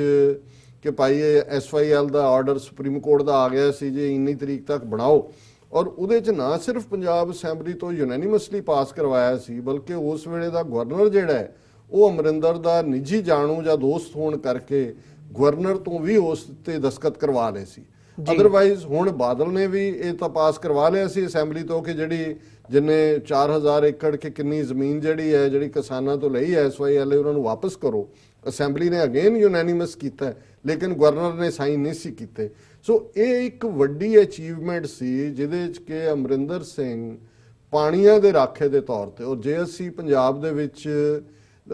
ਪੰਜਾਬ ਦੀ ਇਕਨੋਮੀ ਆਰਥਿਕਤਾ ਦੇਖੀਏ, ਅਲਟੀਮੇਟਲੀ ਪੰਜਾਬ ਦੇ ਵਿੱਚ ਜਿਹੜਾ ਕਿਸਾਨ ਹੈ ਜਿਹਦੇ 'ਚ ਮੈਜੋਰਿਟੀ ਸਿੱਖ ਨੇ ਜ਼ਾਹਰ ਹੈ, ਔਰ ਉਹਦੇ ਜਿਹੜੇ 3 ਰੀਜਨ ਨੇ ਪੰਜਾਬ ਦੇ ਜਿਨ੍ਹਾਂ ਨੂੰ ਅਸੀਂ ਮਾਲਵਾ, ਮਾਝਾ, ਦੁਆਬਾ ਕਰਕੇ ਦੇਖਦੇ। ਮਾਲਵਾ ਜਿਹੜਾ ਉਹ ਤੁਸੀਂ ਘੱਗਰ ਦੇ ਨਾਲ ਹਰਿਆਣੇ ਦੇ ਬਾਰਡਰ ਤੋਂ ਸਤਲੁਜ ਲੁਧਿਆਣੇ ਤੱਕ ਕਾਊਂਟ ਕਰ ਲੈਂਦੇ ਹੋ, ਔਰ ਸਤਲੁਜ ਤੋਂ ਲੈ ਕੇ ਬਿਆਸ ਵਿਚਾਲੇ ਜਿਹੜਾ ਏਰੀਆ ਹੈ ਉਹ ਦੁਆਬਾ ਹੈ, ਜਿਸ ਦੇ ਵਿੱਚ ਹੁਸ਼ਿਆਰਪੁਰ, ਜਲੰਧਰ, ਪਾਟਲੀ, ਕਈ ਵਾਰੀ ਕਪੂਰਥਲਾ ਵੀ ਕਾਊਂਟ ਹੁੰਦਾ ਹੈ, ਔਰ ਮਾਝਾ ਜਿਹੜਾ ਬਿਆਸ ਔਰ ਰਾਵੀ ਦੇ ਵਿਚਾਲੇ ਜਿਹਦੇ ਮੁੱਖ ਤੌਰ ਤੇ ਅੰਮ੍ਰਿਤਸਰ, ਗੁਰਦਾਸਪੁਰ ਹੁੰਦਾ। ਸੋ ਜ਼ਾਹਰ ਹੈ ਕਿ ਜਿਹੜੇ ਤਿੰਨੋਂ ਹੀ ਖਿੱਤੇ ਨੇ ਇਹਨਾਂ ਦੇ ਵਿੱਚ ਉਸ ਪੀਰੀਅਡ 'ਚ ਅਮਰਿੰਦਰ ਸਿੰਘ ਦੀ ਜਿਹੜੀ ਪਪੂਲੈਰਿਟੀ ਸੀ ਕਿਸਾਨੀ ਦੇ ਵਿੱਚ ਉਹ ਸਕਾਈ ਹਾਈ ਹੋਈ। ਔਰ ਹੁਣ ਵੀ, ਔਰ ਇਹ ਸ਼ਾਇਦ ਬਹੁਤਿਆਂ ਨੂੰ ਯਾਦ ਨਾ ਹੋਏ ਕਿ ਜੋ ਹੀ ਸੁਪਰੀਮ ਕੋਰਟ ਦਾ ਫੈਸਲਾ ਹੁਣ ਵੀ ਆਇਆ ਕਿ ਜੀ ਬਿਲਕੁਲ ਜਿਹੜਾ ਹਰਿਆਣੇ ਦੇ ਹੱਕ 'ਚ ਜਾ ਰਿਹਾ ਹੈ, ਅਮਰਿੰਦਰ ਸਿੰਘ ਨੇ ਕਾਂਗਰਸ ਲੈਜਿਸਲੇਚਰ ਪਾਰਟੀ ਦਾ ਲੀਡਰ ਹੁੰਦਿਆਂ ਸਾਰੇ MLAਆਂ ਦੇ ਰਿਜ਼ਾਈਨ ਕਰਵਾਏ,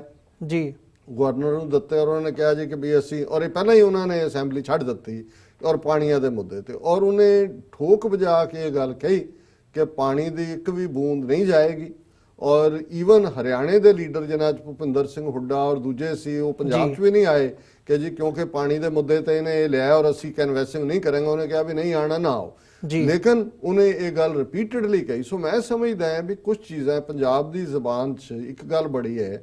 ਸਾਨੂੰ ਕਈ ਵਾਰੀ ਲੇਟੈਂਟ ਲੁਕੇ ਹੋਏ ਚੈਲੰਜ ਸਮਝ ਨਹੀਂ ਆਉਂਦੇ, ਲੇਕਿਨ ਜਿਹੜੀ ਗੱਲ ਜ਼ਾਹਰਾ ਤੌਰ ਤੇ ਹੁੰਦੀ ਹੈ, ਔਰ ਅਰਵਿੰਦ ਕੇਜਰੀਵਾਲ ਵੀ 2014 ਹੋਏ ਜਾਂ ਹੁਣ ਵੀ ਜਿੰਨੀ ਕੁ ਥਾਂ ਬਣਾਈ ਉਹਦੇ 'ਚ ਜਿਹੜੀ ਗੱਲ ਪੰਜਾਬ ਦੇ ਲੋਕਾਂ ਨੂੰ ਭਾਈ ਕੇਜਰੀਵਾਲ ਦੇ ਮਾਮਲੇ 'ਚ ਉਹਦਾ ਚੈਲੰਜ ਦਾ ਸਟਾਈਲ ਸੀ ਕਿ ਬਈ ਅਸੀਂ ਅੰਦਰ ਦੇ ਦਿਆਂਗੇ, ਡਰੱਗਸ ਦਾ ਫਲਾਣਾ, ਮਜੀਠੇ ਨੂੰ ਚੈਲੰਜ, ਬਾਦਲ ਨੂੰ ਚੈਲੰਜ, ਸਿੱਧੇ ਤੌਰ ਤੇ ਦੂਜਿਆਂ ਨੂੰ। ਸੋ ਉਸ ਚੈਲੰਜ ਦੀ ਲੈਂਗੁਏਜ ਨੂੰ ਪੰਜਾਬੀ ਆਮ ਤੌਰ ਤੇ ਔਰ ਸਿੱਖ ਖਾਸ ਤੌਰ ਤੇ ਐਡਮਾਇਰ ਕਰਦੇ। ਸੋ ਅਮਰਿੰਦਰ ਨੇ ਜਿਹੜਾ ਪਾਣੀਆਂ ਦਾ ਕੀ ਮੁੱਦਾ ਸੀ ਉਹਦੇ ਤੇ ਬੜੀ ਸਪਸ਼ਟ ਲਾਈਨ ਲਈ।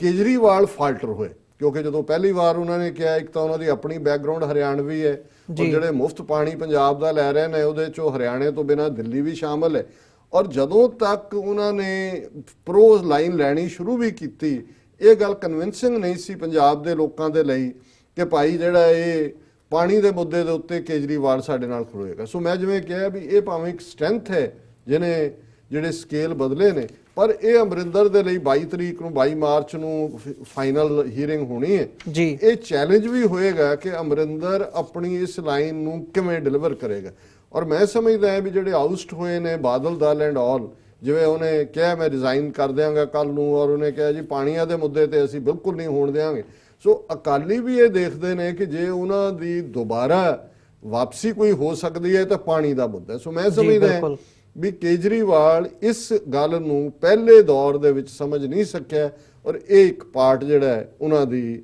ਹਾਰ ਦਾ ਕਾਰਨ। ਦੂਸਰੇ ਕਾਰਨਾਂ 'ਚ ਮੈਂ ਸਮਝਦਾ ਕਿ ਵੀ ਇਹਨਾਂ ਦੇ ਮਾਮਲੇ 'ਚ ਅਕਾਲੀਆਂ ਦੇ ਜ਼ਾਹਰ ਸੀ ਕਿ ਵੀ ਇਹਨਾਂ ਨੇ ਬਾਦਲ ਟੱਬਰ ਨੇ ਪਾਵਰ ਛੱਡਣੀ ਨਹੀਂ, ਔਰ ਲੋਕ ਇਹਨਾਂ ਤੋਂ ਅੱਕੇ ਸੀ, ਉਹ ਪਿਓ ਪੁੱਤਰ ਨੋ ਇਹਨਾਂ ਤੋਂ ਛੁਟਕਾਰਾ ਪਾਉਣਾ ਚਾਹੁੰਦੇ ਸੀ। ਕਾਂਗਰਸ ਦੇ ਵਿੱਚ ਸ਼ੁਰੂ ਦੇ ਵਿੱਚ ਡਿਲੀ ਡੈਲਿੰਗ ਰਹੀ, ਰਾਹੁਲ ਗਾਂਧੀ ਵੀ ਅਮਰਿੰਦਰ ਨੂੰ ਪ੍ਰੋਜੈਕਟ ਕਰਨ ਦੇ ਹੱਕ 'ਚ ਨਹੀਂ ਸੀ, ਵਿੱਚ ਹੀ ਬਾਜਵੇ ਨੂੰ ਵੀ ਕਰਦੇ ਸੀ, ਦੂਜੇ ਨੂੰ ਵੀ ਕਰਦੇ ਸੀ, ਬਟ ਇਵੈਂਚੁਅਲੀ ਜਦੋਂ ਇੱਕ ਕਲੀਅਰ ਫੇਸ ਆ ਗਿਆ ਤੇ ਫਿਰ ਕੋਈ ਭੁਲੇਖਾ ਨਹੀਂ ਸੀ। ਹੁਣ ਆਮ ਆਦਮੀ ਪਾਰਟੀ ਦੇ ਮਾਮਲੇ 'ਚ ਅਸੀਂ ਦੇਖਦੇ ਹਾਂ ਕਿ ਵੀ ਲੋਕਾਂ 'ਚ ਇਹ ਗੱਲ ਆਣੀ ਸ਼ੁਰੂ ਹੋ ਗਈ ਵੀ ਸ਼ਾਇਦ ਸਿੱਖ ਫੇਸ ਪ੍ਰੋਜੈਕਟ ਨਹੀਂ ਹੋਏਗਾ, ਔਰ ਕਿਉਂਕਿ ਉਹਦੇ ਲਈ ਨਵਜੋਤ ਸਿੱਧੂ ਨੇ ਨੈਗੋਸ਼ੀਏਟ ਕੀਤਾ ਕੇਜਰੀਵਾਲ ਨਾਲ, ਇਵੈਂਚੁਅਲੀ ਗੱਲ ਨਹੀਂ ਤੁਰੀ। ਈਵਨ HS ਫੂਲਕਾ ਵਰਗਾ ਬੰਦਾ ਜਿਹੜਾ ਦਿੱਲੀ ਤੋਂ ਨਾਲ ਤੁਰਿਆ ਹੋਇਆ ਸੀ, ਉਹਨੂੰ ਈਵਨ ਜਿਹੜਾ ਉਹਨਾਂ ਨੇ ਸਟੇਟ ਦਾ ਪ੍ਰੈਜ਼ੀਡੈਂਟ ਵੀ ਨਹੀਂ ਬਣਾਇਆ। ਉਸ ਤੋਂ ਪਹਿਲਾਂ ਸੁੱਚਾ ਸਿੰਘ ਛੋਟੇਪੁਰ,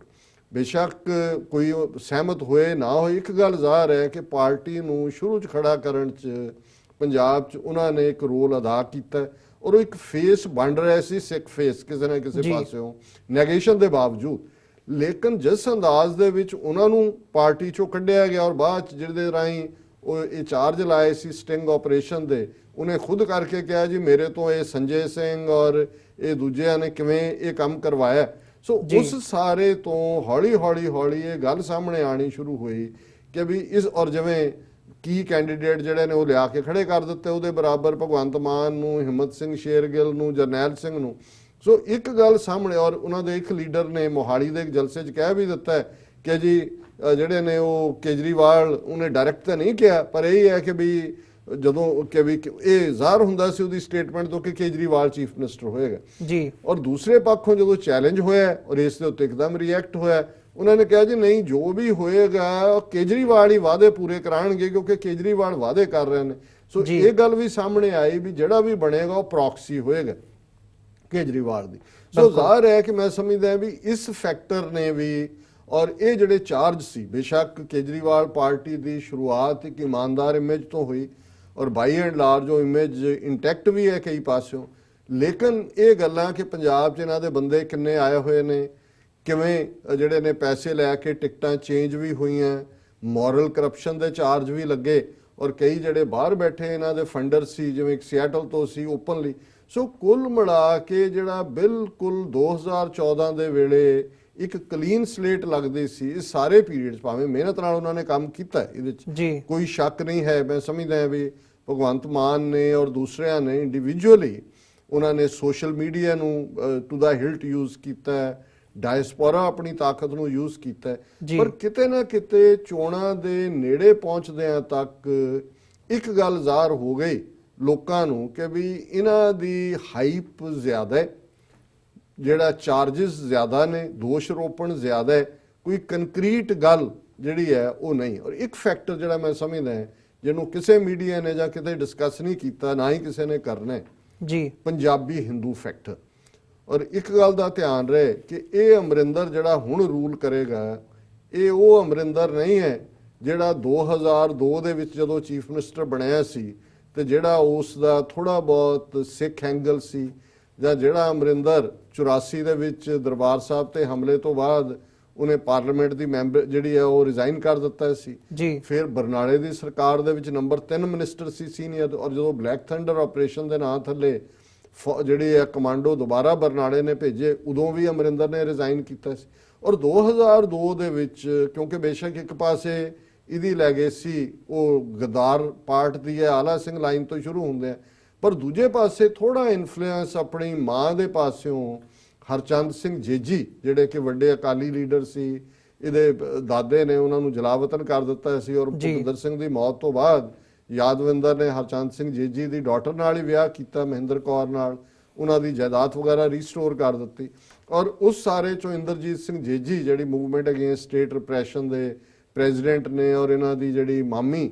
ਬੀਬੀ ਬਲਜੀਤ ਕੌਰ ਜਿਹੜੇ ਹਿਊਮਨ ਰਾਈਟਸ ਦੇ ਸੀ, ਉਹਨਾਂ ਦਾ ਇਨਫਲੂਐਂਸ ਕਿਤੇ ਨਾ ਕਿਤੇ ਸੀ ਜਿਹੜਾ ਕਿ ਥੋੜਾ ਬਹੁਤ ਇਹਨੂੰ ਸਿੱਖ ਸੋਚ ਦੇ ਲਈ ਮਜਬੂਰ ਕਰਦਾ ਸੀ। ਔਰ ਇੱਕ ਗੱਲ ਇਹਦੇ 'ਚ ਮੈਂ ਟੂ ਦਾ ਜਿਹੜੀ ਠੀਕ ਫੈਕਟ ਸਟੇਟ ਕਰਨ 'ਚ ਕਹਿ ਦਿਆਂ ਕਿ 2002 ਤੋਂ 2007 ਤੱਕ ਦੇ ਆਪਣੇ ਮੁੱਖ ਮੰਤਰੀ ਕਾਲ ਦੌਰਾਨ 18 ਵਾਰ ਅਮਰਿੰਦਰ ਸਿੰਘ ਦਰਬਾਰ ਸਾਹਿਬ ਦੇ ਦਰਸ਼ਨਾਂ ਲਈ ਆਇਆ, ਔਰ ਇੱਕ ਵਾਰ ਵੀ ਉਹ ਦੁਰਗਿਆਣਾ ਮੰਦਿਰ ਨਹੀਂ ਗਿਆ। ਸੋ ਜ਼ਾਹਰ ਹੈ ਵੀ ਇਹ ਵੀ ਜਿਹੜਾ ਪਾਰਟ ਸੀ ਕਿ ਵੀ ਇਹਦਾ ਸਿੱਖ ਪਾਰਟ ਹੈ ਕਿ ਵੀ ਉਹਨੇ ਇਸੇ ਤਰ੍ਹਾਂ ਬੇਅੰਤ ਸਿੰਘ ਜਿਹਨੇ ਪੰਜਾਬ ਦੇ ਵਿੱਚ ਸਿੱਖਾਂ ਦੀ ਨਸਲਕੁਸ਼ੀ ਕੀਤੀ, ਉਹਦੀ ਕੋਈ ਐਨੀਵਰਸਰੀ ਦੇ ਉੱਤੇ ਕਦੇ ਇਹਨੇ ਸ਼ਮੂਲੀਅਤ ਨਹੀਂ ਕੀਤੀ, ਜਿਸ ਲਈ ਜਿਹੜਾ ਬੇਅੰਤ ਸਿੰਘ ਦਾ ਟੱਬਰ ਹਮੇਸ਼ਾ ਉਹਦੇ ਨਾਲ ਨਾਰਾਜ਼ ਰਿਹਾ। ਸੋ ਜਿਹੜੇ ਪੰਜਾਬ ਦੇ ਹਿੰਦੂ ਨੇ ਜੀ, ਉਹ ਹਮੇਸ਼ਾ ਜੇ ਤੁਸੀਂ ਉਹਨਾਂ ਦਾ ਵੋਟ ਕਰਨ ਦਾ ਪੈਟਰਨ ਦੇਖੋ, ਹਰ ਚੋਣ ਤੋਂ ਬਾਅਦ ਉਹ ਨਵੀਂ ਚੋਣ ਦੇ ਵੇਲੇ ਉਹ ਆਪਣੀ ਲਾਇਲਟੀ ਚੇਂਜ ਕਰਦੇ ਨੇ। ਔਰ ਕਿਉਂਕਿ ਇਸ ਕਾਂਗਰਸ ਦੇ ਰੋਲ ਦੇ ਵਿੱਚ ਅਮਰਿੰਦਰ ਸਿੰਘ ਨੇ ਕੋਈ ਵੀ ਜਿਹੜਾ ਹੈ ਉਹ ਯੀਲਡ ਨਹੀਂ ਕੀਤਾ ਔਰ ਉਹੀ ਪੀਰੀਅਡ ਸੀ ਕਿ ਜਗਤਾਰ ਸਿੰਘ ਹਵਾਰਾ ਜੇਲ੍ਹ ਤੋੜ ਕੇ ਬੜੈਲ ਜੇਲ੍ਹ ਚੋਂ ਨਿਕਲੇ ਸੀ ਔਰ ਉਸ ਵੇਲੇ ਇਹ ਨਹੀਂ ਹੋਇਆ ਕਿ ਪੁਲਿਸ ਨੇ ਪੰਜਾਬ 'ਚ ਜਿਹੜੀ ਲੰਬੀ ਲਾਈਨ ਲਾ ਦਿੱਤੀ ਫੜਨ ਵਾਲਿਆਂ ਦੀ ਜਾਂ ਦੂਜੀ। ਇਸ ਦੇ ਉਲਟ ਕਿਸੇ ਆਪਣੀ ਸਟੇਟਮੈਂਟ 'ਚ ਉਹਨਾਂ ਨੇ ਜੈਂਟਲਮੈਨ ਕਿਹਾ, ਹਵਾਰਿਆਂ ਨੂੰ ਪਤਾ ਨਹੀਂ ਕੀ ਕਿਹਾ, ਇਹਦਾ ਵੀ ਬੜੀ ਚਰਚਾ ਹੋਈ ਕਿ ਜੀ ਦੇਖੋ ਇਹ ਕਰ ਰਹੇ। ਸੋ 2007 ਦੀਆਂ ਚੋਣਾਂ ਦੇ ਵਿੱਚ ਹੁਣ ਪੰਜਾਬ ਦੇ ਵਿੱਚ 23 ਦੇ ਲਗਭਗ ਅਸੈਂਬਲੀ ਸੀਟਾਂ ਨੇ 117 ਚੋਂ, ਜਿੱਥੇ ਕਿ ਹਿੰਦੂ ਮੈਜੋਰਿਟੀ 'ਚ ਨੇ। ਇਸ ਲਈ ਜਦੋਂ ਅਕਾਲੀ ਬੀਜੇਪੀ ਨਾਲ ਸਮਝੌਤਾ ਕਰਦੇ ਨੇ ਉਹ 22-23 ਸੀਟਾਂ ਉਹਨਾਂ ਨੂੰ ਛੱਡ ਦਿੰਦੇ ਨੇ। ਔਰ ਜਿਹੜੀ 2012 'ਚ ਜਿਹੜੀ 2002 ਤੋਂ ਬਾਅਦ 2007 ਦੇ ਵਿੱਚ ਚੋਣ ਹੋਈ ਉਹਦੇ ਚੋਂ 23 ਚੋਂ 18 ਸੀਟਾਂ ਬੀਜੇਪੀ ਨੇ ਕੈਰੀ ਕੀਤੀਆਂ ਸੀ। ਹਾਲਾਂਕਿ ਆਪਣੇ ਪ੍ਰੋ ਸਿੱਖ ਲਾਈਨ ਕਰਕੇ ਮਾਲਵੇ ਦੇ ਵਿੱਚ ਅਮਰਿੰਦਰ ਸਿੰਘ ਨੇ ਬੀਟ ਕੀਤਾ ਸੀ ਅਕਾਲੀਆਂ ਨੂੰ ਪਾਣੀਆਂ ਦੇ ਮੁੱਦੇ ਤੇ ਜਿਹੜਾ ਉਹਦਾ ਸਟੈਂਡ ਲੈਣ ਕਰਕੇ। ਔਰ ਇਹ ਜਿਹੜਾ ਔਰ ਬਾਕੀ ਸੀਟਾਂ ਦੇ ਉੱਤੇ ਵੀ ਕਿਉਂਕਿ 22-23 ਤਾਂ ਮੈਜੋਰਿਟੀ 'ਚ ਨੇ ਬਟ ਦੂਸਰੀਆਂ ਸੀਟਾਂ ਤੇ ਵੀ ਨੰਬਰ ਪੂਰਾ ਹੈ ਸੋ ਉਹ ਵੀ ਅਗੇਂਸਟ ਭੁਗਤੀਆਂ ਸੀ। ਔਰ ਇਸ ਵਾਰ ਵੀ ਅਸੀਂ ਉਹ ਇੱਕ ਪੈਟਰਨ ਦੇਖਦੇ ਹਾਂ ਡਿਫਰੈਂਟ ਅੰਦਾਜ਼, ਕਿਉਂਕਿ ਬੀਜੇਪੀ ਬੇਸ਼ੱਕ ਮੋਦੀ ਦੇ ਨਾਲ ਸਾਨੂੰ ਲੱਗਦਾ ਵੀ ਕਿਵੇਂ ਆਰਐਸਐਸ ਦੇ ਥੱਲੇ ਅਕਾਲ ਤਖਤ ਦੂਜਾ ਤੀਜਾ ਕਰ ਲਿਆ, ਲੇਕਿਨ ਪੰਜਾਬੀ ਹਿੰਦੂ ਇਸ ਵਾਰ ਸਕੇਅਰਡ ਸੀ ਕਿ ਵੀ ਆਮ ਆਦਮੀ ਪਾਰਟੀ ਪੰਜਾਬ 'ਚ ਨਾ ਆ ਜਾਏ। ਔਰ ਇਹ ਜਿਸ ਅੰਦਾਜ਼ 'ਚ ਕਾਂਗਰਸ ਨੇ ਵੀ ਔਰ ਬਾਦਲ ਕਿਆ ਨੇ ਵੀ ਆਮ ਆਦਮੀ ਪਾਰਟੀ ਨੂੰ ਭੰਡਿਆ ਖਾਲਿਸਤਾਨੀਆਂ ਨਾਲ ਜੋੜ ਕੇ, ਐਕਸਟ੍ਰੀਮ ਐਲੀਮੈਂਟਸ ਨਾਲ ਜੋੜ ਕੇ ਜਾਂ ਦੂਜੇ, ਔਰ ਜਿਹੜਾ ਇੱਕ ਕਿੱਥੇ ਬੰਦ ਧਮਾਕਾ ਮੋੜ ਦੇ ਵਿੱਚ ਹੋਇਆ ਇਹ ਚੋਣਾਂ ਤੋਂ ਪਹਿਲਾਂ, ਉਹ ਇੱਕ ਫੀਅਰ ਫੈਕਟਰ ਵੀ ਵਰਤਿਆ ਗਿਆ ਕਿ ਇਸ ਦੇ ਲਈ ਕਿ ਪੰਜਾਬੀ ਹਿੰਦੂ ਨੂੰ ਲੱਗਾ ਵੀ ਇਹ ਨਾ ਹੋਏ ਕਿ ਆਮ ਆਦਮੀ ਪਾਰਟੀ ਜਿਹੜੀ ਹੈ ਉਹ ਆ ਜਾਏ। ਔਰ ਇਹ ਵੀ ਪ੍ਰਚਾਰ ਹੋ ਗਿਆ ਜੀ ਇਹਨਾਂ ਨਾਲ ਰੈਡੀਕਲਸ ਨੇ ਸਮਝੌਤਾ ਕਰ ਲਿਆ, ਇਹਨਾਂ ਨੂੰ 10 ਸੀਟਾਂ ਦੇ ਦਿੱਤੀਆਂ ਦੂਜਾ ਤੀਜਾ। ਸੋ ਮੈਂ ਸਮਝਦਾ ਵੀ ਇਹ ਜਿਹੜਾ ਗੇਮ ਚੇਂਜਰ ਪਾਰਟ ਪੰਜਾਬੀ ਹਿੰਦੂਆਂ ਦਾ ਹੈ ਇਸ ਵਾਰ ਉਹ ਖੁੱਲ ਕੇ ਕਾਂਗਰਸ ਦੇ ਹੱਕ ਦੇ ਵਿੱਚ ਆਏ ਨੇ ਉਹਨਾਂ ਸੀਟਾਂ ਦੇ ਉੱਤੇ ਵੀ ਜਿਹੜੀਆਂ 23 ਸੀ। ਔਰ ਦੂਸਰੇ ਥਰਡ ਫੈਕਟਰ ਦਲਿਤ ਵੋਟ ਬੈਂਕ। ਮੈਂ ਸਮਝਦਾ ਵੀ ਹਾਲਾਂਕਿ ਕੇਜਰੀਵਾਲ ਨੇ ਆਪਣਾ ਮੈਥਮੈਟਿਕਸ ਚੰਗਾ ਪਲੇ ਕਰਨਾ ਚਾਹਿਆ ਸੀ ਜਦੋਂ ਚੋਣਾਂ ਤੋਂ ਪਹਿਲਾਂ, ਉਹਨੇ ਕਿਹਾ ਕਿ ਜੀ ਅਸੀਂ ਡਿਪਟੀ ਬਣਾਵਾਂਗੇ, ਲੇਕਿਨ ਔਰ ਬਹੁਜਨ ਸਮਾਜ ਪਾਰਟੀ ਹਮੇਸ਼ਾ ਦਾਅਵੇਦਾਰ ਰਹੀ ਹੈ। ਔਰ ਅੱਜ ਮੈਂ ਜਦੋਂ ਵੋਟਾਂ ਦੀ ਪਰਸੈਂਟੇਜ ਦੇਖ ਰਿਹਾ ਸੀ 1.5% ਜਿਹੜੀ ਉਹਨਾਂ ਦਾ ਹੋਰ ਥੱਲੇ ਨੂੰ ਗਿਆ। ਹੁਣ ਜ਼ਾਹਰ ਹੈ ਕਿ ਜਿਹੜਾ ਦਲਿਤ ਵੋਟਰ ਜਿਹੜਾ ਕਿ ਪਹਿਲਾਂ ਕਾਂਗਰਸ ਦਾ ਟ੍ਰੈਡੀਸ਼ਨਲ ਵੋਟਰ ਸੀ 1950 ਤੋਂ ਬਾਅਦ, ਉਹ ਡ੍ਰਿਫਟ ਹੋ ਗਿਆ ਜਦੋਂ ਬਹੁਜਨ ਸਮਾਜ ਪਾਰਟੀ ਆਈ, ਫਿਰ ਡਿਵਾਈਡ ਹੋ ਜਾਂਦਾ ਸੀ। ਅਕਾਲੀਆਂ ਨੂੰ ਵੀ ਇਹ ਸੂਟ ਕਰਦਾ ਸੀ, ਉਹ ਬਹੁਜਨ ਸਮਾਜ ਵਾਲਿਆਂ ਨੂੰ ਖੜਾ ਰੱਖਦੇ ਸੀ ਕਿਉਂਕਿ ਉਹ ਵੋਟ ਕਾਂਗਰਸ ਨੂੰ ਨਹੀਂ ਸੀ ਪੈਂਦੀ। ਔਰ ਇਸ ਵਾਰੀ ਇਹ ਆਸ ਸੀ ਕਿਉਂਕਿ ਜਦੋਂ ਅਸੀਂ ਸੀਟਾਂ ਦੇ ਪੈਟਰਨ 'ਚ ਦੁਆਬੇ 'ਚ ਦੇਖਦੇ ਹਾਂ ਜਿੱਥੇ ਦੁਆਬੇ 'ਚ ਆਲਮੋਸਟ 42-43% ਜਿਹੜੀ ਹੈ ਉਹ ਦਲਿਤ ਵੋਟ ਹੈ ਤੇ ਦੁਆਬੇ ਦੀਆਂ 23 ਚੋਂ 12 ਸੀਟਾਂ ਜਿਹੜੀਆਂ ਨੇ ਉਹ ਕਾਂਗਰਸ ਨੇ ਲਈਆਂ। ਔਰ ਇਹ ਹੋਪ ਕਰਦੇ ਸੀ ਜਿਹੜੇ ਨੇ ਆਮ ਆਦਮੀ ਪਾਰਟੀ ਵਾਲੇ ਕਿ ਅਸੀਂ ਇਹ ਡਿਪਟੀ ਮੁੱਖ ਮੰਤਰੀ ਕੀਤਾ, ਲੇਕਿਨ ਇਹ ਗੱਲ ਨਾਲ ਦੀ ਨਾਲ ਕੁਐਸਚਨ ਹੋ ਗਈ ਕਿ ਵੀ ਤੁਸੀਂ ਦਿੱਲੀ 'ਚ ਨਾ ਬਣਾ ਲਿਆ, ਦਿੱਲੀ 'ਚ ਕਿਹੜਾ ਤੁਹਾਡੀ, ਤੁਸੀਂ ਉੱਥੇ ਨਾ ਕਿਸੇ ਨੂੰ ਦਲਿਤ ਨੂੰ ਬਣਾਇਆ ਮਿਨਿਸਟਰ ਜਿਹੜਾ ਆਪਣੇ ਚੀਫ ਆਪਣਾ ਨੰਬਰ 2, ਨਾ ਕਿਸੇ ਸਿੱਖ ਨੂੰ ਮਿਨਿਸਟਰ ਬਣਾਇਆ। ਫਿਰ ਤੀਸਰੀ ਗੱਲ ਇਸ ਸਾਰੇ ਦੇ ਵਿੱਚ ਮੈਂ ਇਹ ਦੇਖਦਾ ਕਿ ਵੀ ਇਸ ਸਾਰੇ ਤੋਂ ਹੀ ਦਲਿਤ ਫੈਕਟਰ ਵੀ ਇਸ ਵਾਰ ਵੱਡਾ ਹਿੱਸਾ ਦਲਿਤਾਂ ਦਾ ਬਹੁਜਨ ਸਮਾਜ, ਕਿਉਂਕਿ ਬੀਬੀ ਮਾਇਆਵਤੀ ਦਾ ਇੰਟਰਸਟ ਯੂਪੀ ਤੱਕ ਹੀ ਹੈ। ਪੰਜਾਬ 'ਚ ਬੇਸ਼ੱਕ ਅਵਤਾਰ ਸਿੰਘ ਕਰੀਮਪੁਰੀ ਇੱਕ ਕਲੀਨ ਸਿੱਖ ਦੇ ਨਾਤੇ ਚੰਗਾ ਇਮੇਜ ਹੈ, ਸਾਨੂੰ ਵੀ ਚੰਗਾ ਲੱਗਦਾ, ਲੇਕਿਨ ਕੁੱਲ ਮਿਲਾ ਕੇ ਉਹਨਾਂ ਜਦੋਂ ਤੁਹਾਡੇ ਕੋਲ ਕੋਈ ਪਾਰਟੀ ਪ੍ਰੋਗਰਾਮ ਨਹੀਂ ਰਹਿੰਦਾ, ਤੁਸੀਂ ਸਟ੍ਰੈਟੇਜਾਈਜ਼ ਪ੍ਰੋਪਰਲੀ ਨਹੀਂ ਕਰਦੇ, ਸੋ ਉਹਨਾਂ ਨੂੰ ਵੀ ਲੱਗਾ ਕਿ ਵੀ ਸਾਡਾ ਫੇਟ ਕਾਂਗਰਸ ਦੇ ਨਾਲ ਗਿਆ ਜ਼ਿਆਦਾ ਬਿਹਤਰ ਹੈ। ਸੋ ਕੁੱਲ ਮਿਲਾ ਕੇ ਜਦੋਂ ਅਸੀਂ ਦੇਖਦੇ ਹਾਂ ਕਿ ਇਹ ਜਿਹੜੀ ਕਾਂਗਰਸ ਦੀ ਵਿਕਟਰੀ ਹੈ ਸਿਰਫ ਇੱਕ ਖਿੱਤੇ, ਹਾਂ ਇਹ ਜ਼ਰੂਰ ਹੈਰਾਨੀ ਹੋਈ ਕਿ ਮਾਲਵੇ ਦੇ ਵਿੱਚ ਕੁੱਲ ਜਿਹੜੀਆਂ ਨੇ 69 ਸੀਟਾਂ ਨੇ, 69 ਸੀਟਾਂ ਨੇ। ਔਰ ਇਹ ਹੋਪ ਕੀਤੀ ਜਾਂਦੀ ਸੀ ਕਿ ਆਮ ਆਦਮੀ ਪਾਰਟੀ ਦਾ ਇੱਕ ਰੀਡਲ ਬਣ ਗਿਆ, ਇਹ ਵੱਧ ਸੀਟਾਂ ਜਿਹੜੇ ਨੇ ਲਿਜਾਣਗੇ, ਲੇਕਿਨ 69 ਚੋਂ 40 ਸੀਟਾਂ ਜਿਹੜੀਆਂ ਨੇ ਕਾਂਗਰਸ ਨੂੰ ਮਿਲੀਆਂ ਨੇ, ਉਹ ਕਾਂਗਰਸ ਨੇ ਲਈਆਂ। ਉਹਦੇ ਜਿਹੜਾ ਗੁਰੂ ਗ੍ਰੰਥ ਸਾਹਿਬ ਦੀ ਬੇਅਦਬੀ ਦਾ ਇਸ਼ੂ ਹੈ ਉਹਦੇ 'ਚ ਦੋਨੋਂ ਹੀ ਪਾਰਟੀਆਂ ਨੇ, ਆਮ ਆਦਮੀ ਪਾਰਟੀ ਨੇ ਵੀ ਔਰ ਕਾਂਗਰਸ ਨੇ ਵੀ। ਅਮਰਿੰਦਰ ਸਿੰਘ ਵੀ ਪਹਿਲੇ ਦਿਨ ਤੋਂ ਪਹੁੰਚਦਾ ਰਿਹਾ ਜਿੱਥੇ ਜਿੱਥੇ ਘਟਨਾਵਾਂ ਹੋਈਆਂ, ਔਰ ਸੰਤ ਢੱਡੀਆਂ ਤੇ ਅਟੈਕ ਦੀ ਗੱਲ ਨੂੰ ਲੈ ਕੇ ਇਨਵੈਸਟੀਗੇਟ ਕਰਾਉਣ ਦੀ ਗੱਲ ਵੀ ਉਹਨਾਂ ਨੇ ਕੀਤੀ, ਜਿਵੇਂ ਕਿ ਅਸਲੀ ਕਲਪਰੇਟ ਛੁਪੇ ਹੋਏ ਨੇ। ਸੋ ਮੈਂ ਸਮਝਦਾ ਵੀ ਇਸ ਮਾਮਲੇ 'ਚ ਵੀ ਜਿਹੜਾ ਕਾਂਗਰਸ ਦੇ ਨਾਲ ਉਹ ਸਿੱਖ ਜਿਹੜਾ ਦੋਨੋਂ ਪਾਸੇ ਜਿਹਨਾਂ ਨੇ ਬਾਦਲ ਨਾਲ ਨਹੀਂ ਸੀ ਜਾਣਾ, ਉਹ ਡਿਵਾਈਡ ਹੋਇਆ ਦੋਨਾਂ ਪਾਸਿਆਂ 'ਚ। ਆਮ ਆਦਮੀ ਪਾਰਟੀ 'ਚ ਔਰ ਪਾਣੀ ਦਾ ਮੁੱਦਾ ਕਰਕੇ ਉਹਨਾਂ ਨੂੰ ਮੋਹਰ ਇਹ ਲੱਗਦਾ ਸੀ ਕਿ ਜੇ ਉਹ ਕਹਿ ਰਿਹਾ ਵੀ ਮੈਂ ਪਾਣੀ ਦੀ ਬੂੰਦ ਨਹੀਂ ਜਾਣ ਦਿਆਂਗਾ, ਆਲਰੇਡੀ ਉਹਨੇ ਐਕਟ ਪਾਸ ਕੀਤਾ ਸੀ। ਸੋ ਮੈਂ ਸਮਝਦਾ ਵੀ ਇਹ ਕੁਝ ਫੈਕਟਰ ਨੇ ਜਿਨ੍ਹਾਂ ਨੇ ਅਲਟੀਮੇਟਲੀ ਕਾਂਗਰਸ ਦੇ ਹੱਕ 'ਚ ਵੇਵ ਬਣਾਉਣ 'ਚ ਹੈਲਪ ਕੀਤੀ। ਔਰ ਇੱਕ ਫੈਕਟਰ ਜਿੱਥੇ ਸਾਨੂੰ ਆਮ ਆਦਮੀ ਪਾਰਟੀ ਦੇ ਸਟਰਕਚਰ ਦਾ ਤਾਂ ਪਤਾ ਹੈ ਕਿ ਉਹਨਾਂ ਦੇ ਕਿਵੇਂ ਬੰਦੇ ਸਾਲ ਪਹਿਲਾਂ ਆ ਗਏ, ਕਿੰਨੇ ਉਹਨਾਂ ਨੇ ਬਣਾਏ ਹੋਏ ਸੀ, ਦਰਗੇਸ਼, ਸੰਜੇ, ਫਲਾਣਾ, ਪਰ ਕਾਂਗਰਸ ਨੇ ਉਸ ਸਟ੍ਰੈਟੇਜੀਸ਼ੀਅਨ ਨੂੰ ਹਾਇਰ ਕੀਤਾ ਜਿਹਦਾ ਨਾਂ ਜਿਹੜਾ ਪ੍ਰਸ਼ਾਂਤ ਕਿਸ਼ੋਰ, ਔਰ ਉਹਨਾਂ ਦਾ ਮੈਂ ਦੇਖ ਰਿਹਾ ਸੀ 7000 ਬੰਦਾ। ਔਰ ਪ੍ਰਸ਼ਾਂਤ ਕਿਸ਼ੋਰ ਉਹੀ ਹੈ ਜਿਹਨੇ ਬਿਹਾਰ ਦੇ ਵਿੱਚ ਜਿਹੜਾ ਨਿਤੀਸ਼ ਕੁਮਾਰ ਔਰ ਲਾਲੂ ਯਾਦਵ ਨੂੰ ਜਿੱਤ ਦਿਵਾਈ। ਔਰ ਇਹਨਾਂ ਦਾ ਪ੍ਰਸ਼ਾਂਤ ਕਿਸ਼ੋਰ ਦਾ 7000 ਬੰਦਾ ਜਿਹੜਾ ਉਹ ਪੰਜਾਬ ਦੇ ਵਿੱਚ ਐਕਟਿਵ ਸੀ। ਉਹਨਾਂ ਨੇ ਸਟ੍ਰੈਟੇਜਾਈਜ਼ ਕੀਤਾ, ਉਹਨਾਂ ਨੇ ਜਿਹੜਾ ਇਦਾਂ ਦੇ ਨਾਂ ਦੇ ਕੇ, ਔਰ ਸੋਸ਼ਲ ਮੀਡੀਆ ਕਾਂਗਰਸ ਨੇ ਵੀ ਲੇਟਰ ਸਟੇਜ ਤੇ ਭਾਵੇਂ ਮੋਰ ਇਫੈਕਟਿਵ ਆਮ ਆਦਮੀ ਪਾਰਟੀ ਦਾ ਸੀ, ਤਾਂ ਉਹਨਾਂ ਨੇ ਇਹਨੂੰ ਵੀ ਯੂਜ਼ ਕੀਤਾ। ਪਲੱਸ ਕਾਫੀ ਕੱਪ ਕੈਪਟਨ ਦੇ ਨਾਲ, ਸਟੂਡੈਂਟਸ ਦੇ ਵਿੱਚ, ਫਾਰਮਰਸ ਦੇ ਵਿੱਚ, ਔਰ ਜਿਹੜਾ ਫਾਰਮਰਸ ਦੇ ਮਾਮਲੇ ਜਿਵੇਂ ਅਮਰਿੰਦਰ ਦਾ, ਔਰ ਇਹਦੇ 'ਚ ਕੋਈ ਸ਼ੱਕ ਨਹੀਂ ਹੈ ਕਿ ਜਦੋਂ 5 ਸਾਲ ਚੀਫ ਮਿਨਿਸਟਰ ਰਹੇ, ਪੰਜਾਬ ਦੀ ਜਿਹੜੀ ਫਸਲ ਹੈ ਕਿਸਾਨੀ ਦੀ, ਜਦੋਂ ਮੰਡੀਆਂ 'ਚ ਆਉਂਦੀ ਸੀ ਉਦੋਂ ਉਹਨਾਂ ਨੂੰ ਵੇਟ ਨਹੀਂ ਸੀ ਕਰਨਾ ਪੈਂਦਾ। ਔਰ ਐਤਕੀ ਤਾਂ ਉਹਨੇ ਕਿਹਾ ਜੀ ਕਰਜ਼ਾ ਮੁਆਫ ਕਰ ਦੇਵਾਂਗੇ। ਔਰ ਡਰੱਗਸ ਦਾ ਮਾਮਲਾ, ਬੇਸ਼ੱਕ ਡਰੱਗਸ ਦੇ ਲਈ ਮਜੀਠੀਆ ਔਰ ਬਾਦਲ ਦਾ ਜ਼ਿੰਮੇਵਾਰ ਹੋਣ ਦਾ ਪ੍ਰਚਾਰ ਜ਼ਿਆਦਾ ਆਮ ਆਦਮੀ ਪਾਰਟੀ ਨੇ ਕੀਤਾ, ਪਰ ਇਹ ਕਿਵੇਂ ਡਿਲੀਵਰ ਕਰਨਗੇ ਇਸ ਦੇ ਉਲਟ ਅਮਰਿੰਦਰ ਨੇ 4 ਹਫ਼ਤੇ ਦਾ ਟਾਈਮ ਦਿੱਤਾ। ਮੈਂ ਜਿਵੇਂ ਕਿਹਾ ਵੀ ਪੰਜਾਬੀ ਬਹੁਤ ਵਾਰੀ ਹਾਈਪ 'ਚ ਵੀ ਯਕੀਨ ਕਰਦੇ ਨੇ ਤੇ ਕਈ ਵਾਰੀ ਕਹੇ ਜੀ ਮੈਂ ਖਤਮ ਕਰ ਦਿਆਂਗਾ। ਸੋ ਕੁੱਲ ਮਿਲਾ ਕੇ ਇਹ ਫੈਕਟਰ ਨੇ, ਔਰ ਉਹਦੇ 'ਚ ਸਿੱਖ ਫੈਕਟਰ ਜਿਹੜਾ ਸਾਇਲੈਂਟ ਫੈਕਟਰ ਸੀ, ਜਿਹੜਾ ਸੌਦਾ ਸਾਧ ਦੇ ਖਿਲਾਫ ਗੁਰਮਤਾ ਵਾਪਸ ਲੈਣ ਔਰ ਗੁਰੂ ਗ੍ਰੰਥ ਸਾਹਿਬ ਦੀ ਬੇਅਦਬੀ ਦੀਆਂ ਘਟਨਾਵਾਂ ਤੋਂ ਦੁਖੀ ਸੀ, ਉਹਨਾਂ ਨੇ ਜ਼ਰੂਰ ਉਹ ਵੋਟ ਡਿਵਾਈਡ ਹੋਈ ਆਮ ਆਦਮੀ ਪਾਰਟੀ ਔਰ ਕਾਂਗਰਸ ਦੇ ਵਿਚਾਲੇ। ਪਰ ਅਮਰਿੰਦਰ ਇੱਕ ਫਿਰ ਵੀ ਕਿਤੇ ਨਾ ਕਿਤੇ ਪ੍ਰੈਜ਼ੈਂਟੇਬਲ ਫੇਸ ਦੇ ਤੌਰ ਤੇ ਕਾਂਗਰਸ ਦੇ ਪੰਜਾਬ ਦੇ ਵਿੱਚ ਵਿਕਿਆ। ਸੋ ਇਹ ਮੈਂ ਬੇਸਿਕਲੀ ਜਿੰਨੇ ਮੇਰੇ ਮਾਈਂਡ 'ਚ ਨੇ ਇਹ ਮੈਂ ਰੀਜ਼ਨ ਦੇਖਦਾ। ਪਰ ਮੈਂ ਇਹ ਦੱਸ ਦਿਆਂ ਵੀ ਇਸ ਵਿਚਾਰ ਨੂੰ ਅਸੀਂ 9:30 ਵਜੇ ਤੱਕ ਜਾਰੀ ਰੱਖ ਸਕਦੇ ਹਾਂ। ਜੀ ਡਾਕਟਰ ਸਾਹਿਬ, ਜਿਹੜੀ ਤੁਸੀਂ ਗੱਲ ਕੀਤੀ ਹੈ, ਬੜਾ ਇੱਕ ਚੰਗਾ ਐਨਾਲਿਸਿਸ ਆ ਵੀ ਕਿਹੜੇ ਫੈਕਟਰ ਹੈਗੇ ਆ ਜਿਨ੍ਹਾਂ ਨੇ ਕਾਂਗਰਸ ਨੂੰ ਐਜ ਦਿੱਤਾ ਆਮ ਆਦਮੀ ਪਾਰਟੀ ਦੇ ਉੱਪਰ। ਹੁਣ ਅਸੀਂ ਗੱਲ ਕਰੀਏ ਇਹਨਾਂ ਦੋਵਾਂ ਨੂੰ ਛੱਡ ਕੇ ਜਿਹੜੀ ਤੀਜੀ ਧਿਰ ਸੀਗੀ ਮੇਨ ਅਕਾਲੀਆਂ ਦੀ। ਅਕਾਲੀਆਂ ਦਾ ਹਾਲਾਂਕਿ ਕਿਤੇ ਨਾ ਕਿਤੇ ਕਿਉਂਕਿ ਅਸੀਂ ਸਿੱਖ ਕਮਿਊਨਿਟੀ ਦੇ ਵਿੱਚ ਜ਼ਿਆਦਾ ਵਿਚਰਦੇ ਹਾਂ ਤੇ ਇਹ ਵੀ ਨਜ਼ਰ ਆਉਂਦਾ ਸੀ ਕਿਉਂਕਿ ਜਿਹੜੇ ਮੁੱਦੇ ਚੱਲ ਰਹੇ ਸੀ, ਡਰੱਗਸ ਦਾ ਹੋ ਗਿਆ, ਕਿਸਾਨੀ ਦਾ ਹੋ ਗਿਆ, ਗੁਰੂ ਗ੍ਰੰਥ ਸਾਹਿਬ ਦੀ ਬੇਅਦਬੀ ਦਾ ਹੋ ਗਿਆ, ਪੰਜਾਬ ਦੇ ਪਾਣੀਆਂ ਦਾ ਹੋ ਗਿਆ, ਤੇ ਨਾਲ ਹੀ ਜਿਹੜਾ ਇਹ ਰੀਸੈਂਟਲੀ ਸੌਦਾ ਸਾਧ ਦਾ ਇਸ਼ੂ ਸੀਗਾ ਵੀ ਇਹ ਜਾਣਗੇ, ਇਹ ਗੱਲ ਪੱਕੀ ਹੈ। ਕਿਤੇ ਨਾ ਕਿਤੇ ਥੋੜੀ ਜੀ ਇਹ ਵੀ ਲੋਕਾਂ ਦੇ ਵਿੱਚ ਹੈਗੀ ਹੈ ਵੀ ਯਾਰ ਇੰਨੀ ਪਰਸੈਂਟੇਜ ਫਿਰ ਵੀ ਜਿਹੜੀ ਇਹ ਲੈ ਗਏ ਆ ਹੁਣ 23-24% ਵੋਟ ਦੀ, ਵੀ ਇਹ ਕਾਫੀ ਲੈ ਗਏ ਆ। ਤਾਂ ਅਕਾਲੀਆਂ ਦਾ ਇਹਨਾਂ ਚੋਣਾਂ ਤੋਂ ਬਾਅਦ ਕੀ ਫੇਟ ਹੋਊਗਾ? ਇਹ ਸਾਰੇ ਇਸ਼ੂ ਨੂੰ ਦੇਖਦਿਆਂ ਹੋਇਆਂ ਡਾਇਸਪੋਰਾ ਦੇ ਵਿੱਚ ਵੀ ਜਿੱਥੇ ਇੰਨੀ ਵਿਰੋਧਤਾ ਹੈਗੀ ਹੈ, ਖਾਸ ਕਰਕੇ ਸਿੱਖਾਂ ਦੇ ਵਿੱਚ, ਪੰਜਾਬ ਦੇ ਵਿੱਚ ਵੀ,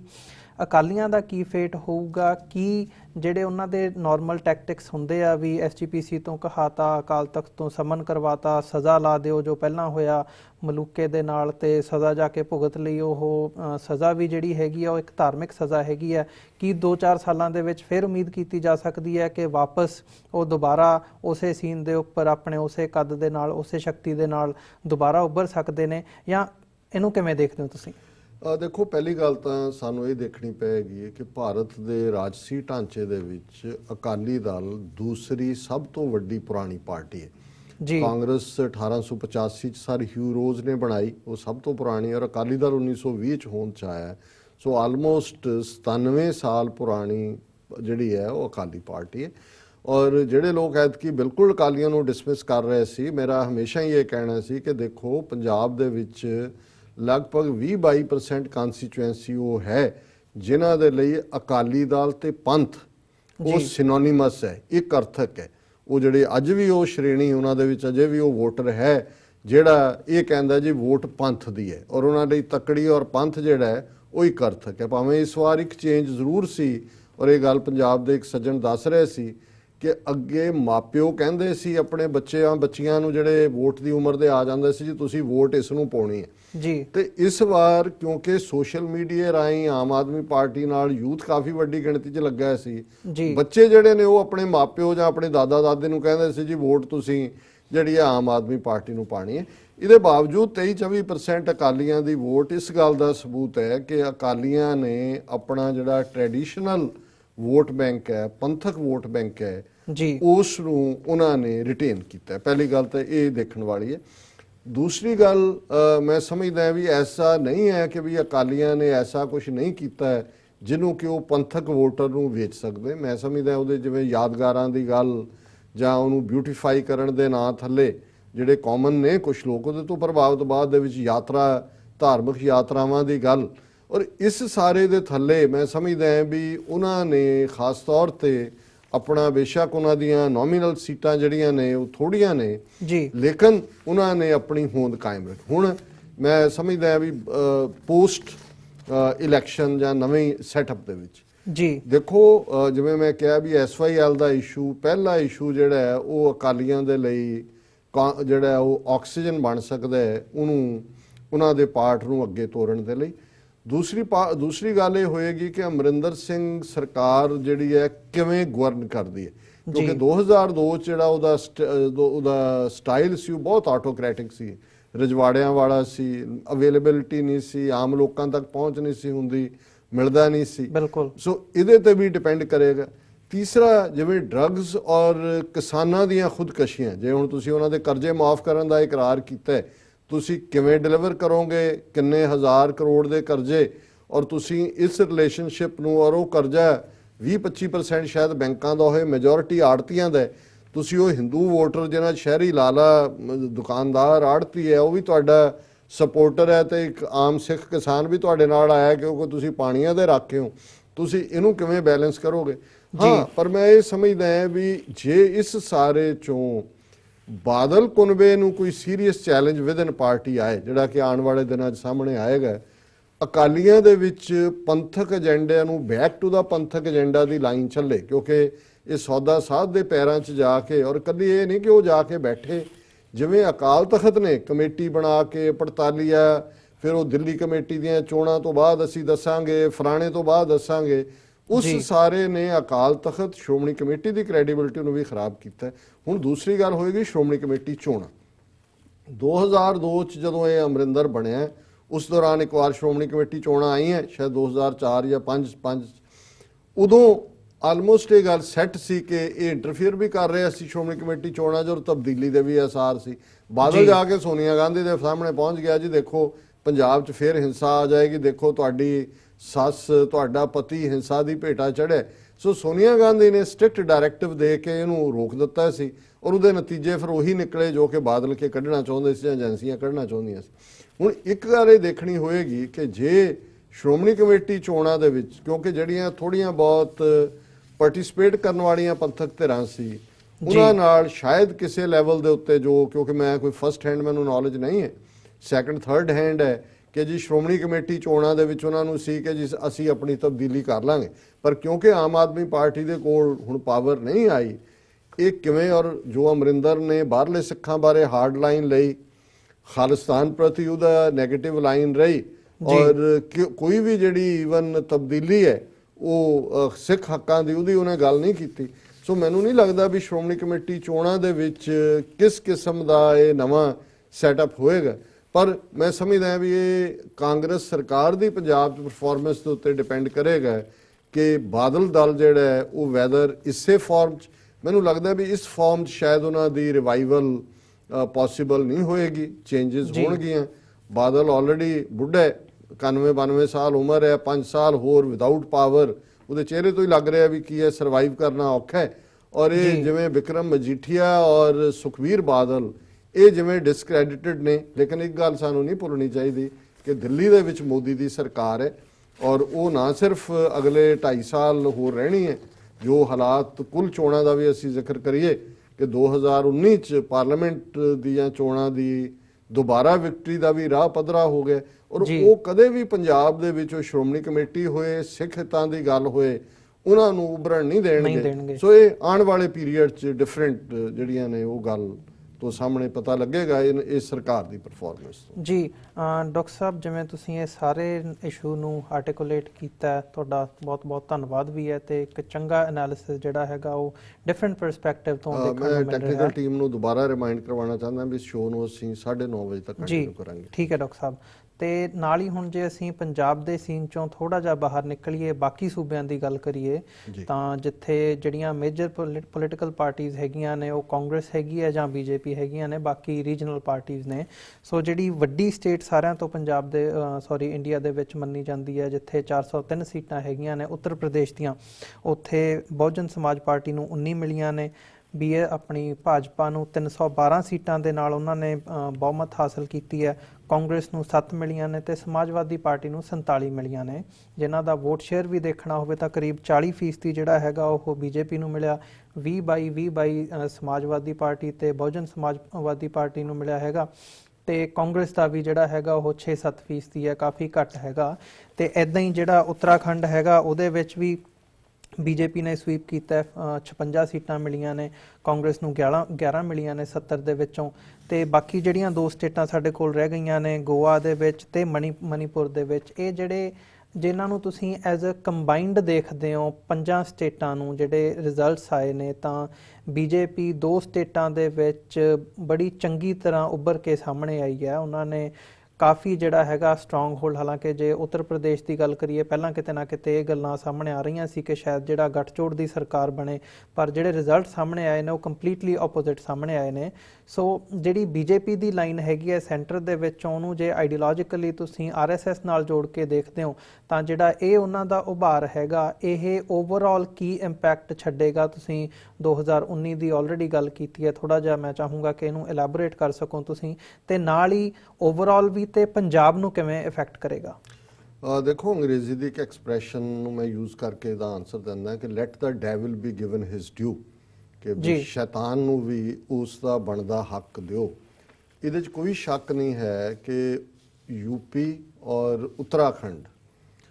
ਇਹਨਾਂ ਦੇ ਵਿੱਚ ਜਿਸ ਅੰਦਾਜ਼ ਦੇ ਵਿੱਚ ਜਿਹੜਾ ਬੀਜੇਪੀ ਦਾ ਉਭਾਰ ਹੋਇਆ, ਯੂਪੀ ਦੇ ਵਿੱਚ ਆਲਮੋਸਟ 3/4 ਉਹਨਾਂ ਨੇ ਜਿਹੜੀ ਹੈ ਮੈਜੋਰਿਟੀ ਲਈ ਹੈ, ਔਰ ਯੂਪੀ ਦੇ ਵਿੱਚ 200 ਮਿਲੀਅਨ ਤੋਂ ਜ਼ਿਆਦਾ ਲੋਕ ਰਹਿੰਦੇ ਨੇ, ਇਹ ਗੱਲ ਦੇਖਣ ਵਾਲੀ ਹੈ। ਔਰ ਬਹੁਤਿਆਂ ਦੀ ਨਜ਼ਰ ਤਾਂ ਸਿਰਫ ਅਸੈਂਬਲੀ ਚੋਣਾਂ ਤੱਕ ਹੋਏਗੀ, ਜੇ ਯੂਪੀ 'ਚ ਹੁਣ ਬੀਜੇਪੀ ਦੀ ਸਰਕਾਰ ਬਣ ਜਾਏਗੀ, ਜਾਂ ਉੱਤਰਾਖੰਡ ਦੇ ਹਵਾਲੇ ਨਾਲ ਵੀ ਅਸੀਂ ਦੇਖਦੇ ਹਾਂ ਕਿ 56 ਜਿਹੜੀਆਂ ਕੁੱਲ ਬੀਜੇਪੀ ਨੇ ਇਸ ਦੇ ਵਿੱਚ ਸੀਟਾਂ ਲਈਆਂ ਨੇ, ਕਾਂਗਰਸ ਬਿਲਕੁਲ 11 ਤੇ ਆ ਗਈ। ਮੈਂ ਇਸ ਤੋਂ ਬਿਯੋਂਡ ਦੇਖਦਾ, ਹੁਣ ਬੇਸ਼ੱਕ 2.5-3 ਸਾਲ ਮੋਦੀ ਸਰਕਾਰ ਨੂੰ ਬਣਿਆ ਹੋ ਗਏ ਸੀ, ਪਰ ਉਹ ਕੋਈ ਸੰਵਿਧਾਨ ਦੇ ਵਿੱਚ ਅਮੈਂਡਮੈਂਟ ਨਹੀਂ ਲਿਆਏ ਕਿ ਕਨਸਟੀਟਿਊਸ਼ਨ ਅਮੈਂਡ ਕਰੋ, ਜਿਵੇਂ ਹੈ ਜੀ ਤਿਰੰਗੇ ਦੀ ਥਾਂ ਪੀਲਾ ਝੰਡਾ ਉਹਨਾਂ ਦਾ ਜਿਹੜਾ ਉਹਨੂੰ ਬਣਾ ਦਿਓ, ਜਾਂ ਕਸ਼ਮੀਰ 370 ਜਾਂ ਕਾਮਨ ਸਿਵਲ ਕੋਡ। ਉਹਦਾ ਰੀਜ਼ਨ ਸੀ ਕਿਉਂਕਿ ਰਾਜ ਸਭਾ ਦੇ ਵਿੱਚ ਅਪਰ ਹਾਊਸ ਦੇ ਵਿੱਚ ਕਾਂਗਰਸ ਦੀ ਮੈਜੋਰਿਟੀ ਸੀ, ਔਰ ਕਿਸੇ ਵੀ ਸੰਵਿਧਾਨਕ ਅਮੈਂਡਮੈਂਟ ਦੇ ਲਈ ਦੋਨਾਂ ਹਾਊਸਿਸ ਦੀ ਜਿਹੜੀ ਹੈ ਪਰਮਿਸ਼ਨ ਉਹ ਜ਼ਰੂਰੀ ਹੈ। ਔਰ ਈਵਨ ਕੁਝ ਬਿੱਲ ਜਿਹੜੇ ਸੀ ਟੈਕਸ ਦੇ ਉੱਤੇ ਜਾਂ ਦੂਜੇ, ਉਹ ਵੀ ਸਾਲ 1.5 ਸਾਲ ਅੜੇ ਰਹੇ, ਕਿਉਂਕਿ ਈਵਨ ਉਹਨਾਂ ਨੂੰ ਰਾਜ ਸਭਾ 'ਚ ਅਪਰੂਵ ਕਰਾਉਣ ਲਈ ਕਾਂਗਰਸ ਤਾਂ ਆਪੋਜੀਸ਼ਨ 'ਚ ਖੜੀ ਹੈ। ਫਿਰ ਜਿਹੜੀਆਂ ਖੇਤਰੀ ਪਾਰਟੀਆਂ ਨੇ, ਜੈ ਲਲਿਤਾ ਦੀ ਜਾਂ ਮਮਤਾ ਬੈਨਰਜੀ ਦੀ, ਉਹਦੀਆਂ ਮਿੰਨਤਾਂ ਤਰਲੇ ਕਰਕੇ ਉਹ ਟੈਕਸਾਂ ਟੁਕਸਾਂ ਵਾਲੇ ਪਾਸ ਕਰਾਏ। ਹੁਣ ਯੂਪੀ ਦੇ ਵਿੱਚ ਪੂਰੀ, ਔਰ ਉੱਤਰਾਖੰਡ ਜਿਹਨਾਂ ਦੀ ਅਸੈਂਬਲੀ ਬਣਨ ਤੋਂ ਬਾਅਦ ਜ਼ਾਹਰ ਹੈ ਕਿ ਜਿਹੜੀ ਰਾਜ ਸਭਾ ਦੇ ਮੈਂਬਰ ਨੇ ਉਹ ਸਟੇਟ ਅਸੈਂਬਲੀਆਂ ਲਈ ਚੁਣੇ ਜਾਂਦੇ ਨੇ, ਔਰ ਆਉਣ ਵਾਲੇ ਪੀਰੀਅਡ ਜਿਹੜੇ ਮੈਂਬਰ ਰਿਟਾਇਰ ਹੁੰਦੇ ਜਾਣਗੇ ਰਾਜ ਸਭਾ ਦੇ ਇਹਨਾਂ ਸਟੇਟਾਂ 'ਚੋਂ, ਉਹਨਾਂ 'ਚੋਂ ਜਿਹੜੇ ਚੁਣੇ ਜਾਣਗੇ ਉਹ ਬੀਜੇਪੀ ਦੇ ਹੋਣਗੇ। ਸੋ ਬਿਫੋਰ ਇਹਦੀ ਟਰਮ ਐਂਡ ਹੋਣ ਦੇ ਮੋਦੀ ਦੀ ਰਾਜ ਸਭਾ ਦੇ ਵਿੱਚ ਵੀ ਬੀਜੇਪੀ ਦੀ ਹਕੂਮਤ ਹੋਏਗੀ, ਔਰ ਅਗਲੀਆਂ ਚੋਣਾਂ ਆਉਣ ਤੋਂ ਪਹਿਲਾਂ ਇਹ ਜਿਹੜੇ ਨੇ ਸੰਵਿਧਾਨ ਦੇ ਵਿੱਚ ਉਹ ਆਰਟੀਕਲ 370 ਹੋਏ ਕਸ਼ਮੀਰ ਦੇ ਮੁੱਦੇ ਤੇ, ਕਾਮਨ ਸਿਵਲ ਕੋਡ ਦੀ ਗੱਲ ਹੋਏ, ਜਾਂ ਦੂਸਰੇ ਇਸ਼ੂ ਹੋਣ ਜੋ ਇਹ ਚਾਹੁੰਦੇ ਨੇ, ਇੰਡੀਆ ਨੂੰ ਈਵਨ ਹਿੰਦੂ ਨੇਸ਼ਨ ਵੀ ਜੇ ਡਿਕਲੇਅਰ ਕਰਨਾ ਹੋਏ ਤੇ ਇਹਨਾਂ ਦੇ ਲਈ ਉਹ ਗੱਲ ਸੌਖੀ ਹੋਏਗੀ, ਔਰ ਈਵਨ ਇਸ ਤੋਂ ਬਿਯੋਂਡ ਵੀ ਜੋ ਕਰਨਾ ਚਾਹਣ। ਸੋ ਮੈਂ ਇਹ ਸਮਝਦਾ ਹਾਂ ਵੀ ਇਹ ਇੱਕ ਫਿਕਰ ਵਾਲੀ ਗੱਲ ਹੋਣੀ ਚਾਹੀਦੀ ਹੈ ਕਿ ਇਸ ਵੇਲੇ, ਔਰ ਦੂਸਰਾ ਪਾਰਟ ਜਿਹੜਾ ਇਹਦੇ ਨਾਲ ਮੈਂ ਇਹ ਜੋੜਦੇ ਹਾਂ ਕਿ ਮੁਸਲਮਾਨਾਂ ਦੀ ਗਿਣਤੀ ਯੂਪੀ ਦੇ ਵਿੱਚ 20% ਤੋਂ ਜ਼ਿਆਦਾ ਹੈ, ਔਰ ਬੀਜੇਪੀ ਨੇ ਇੱਕ ਵੀ ਸੀਟ ਜਿਹੜੀ ਹੈ ਉਹ ਮੁਸਲਮਾਨ ਕੈਂਡੀਡੇਟ ਨੂੰ ਨਹੀਂ ਸੀ ਦਿੱਤੀ। ਔਰ ਬੇਸ਼ੱਕ ਬਹੁਜਨ ਸਮਾਜ ਪਾਰਟੀ ਨੇ, ਜਿਹਨੂੰ ਸੋਸ਼ਲ ਇੰਜੀਨੀਅਰਿੰਗ ਕਹਿੰਦੇ ਆ, ਉਹ ਕਰਨ ਦੇ ਲਈ ਸ਼ਾਇਦ 96 ਜਾਂ 97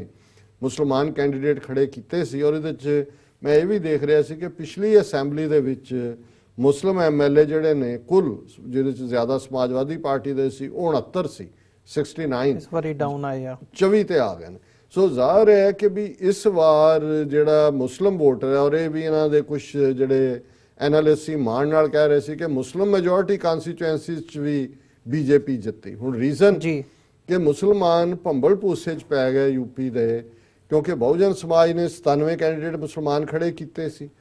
ਟ੍ਰੈਡੀਸ਼ਨਲੀ ਯੂਪੀ ਦੇ ਵਿੱਚ ਮੁਸਲਮਾਨ ਔਰ ਯਾਦਵ ਕੰਬੀਨੇਸ਼ਨ ਟੁਗੈਦਰ ਹੁੰਦਾ ਸੀ ਜਿਹੜਾ ਜਿਤਾਂਦਾ ਸੀ। ਸੋ ਇਸ ਵਾਰ ਮੁਸਲਮਾਨ ਵੋਟ ਡਿਵਾਈਡ ਹੋਈ, ਸੋਸ਼ਲਿਸਟ ਪਾਰਟੀ ਔਰ ਬਹੁਜਨ ਸਮਾਜ ਔਰ ਹਿੰਦੂ ਵੋਟ ਜਿਨ੍ਹਾਂ 'ਚ ਇਹਨਾਂ ਨੇ ਮੁਸਲਮਾਨਾਂ ਦਾ ਡਰ ਪੈਦਾ ਕਰ ਦਿੱਤਾ ਸੀ। ਉਹ ਦਾਦਰੀ ਕਾਂਡ ਹੋਏ, ਮੁਜ਼ੱਫਰਨਗਰ ਹੋਏ, ਔਰ ਜਿਹੜੇ ਮੁਜ਼ੱਫਰਨਗਰ 'ਚ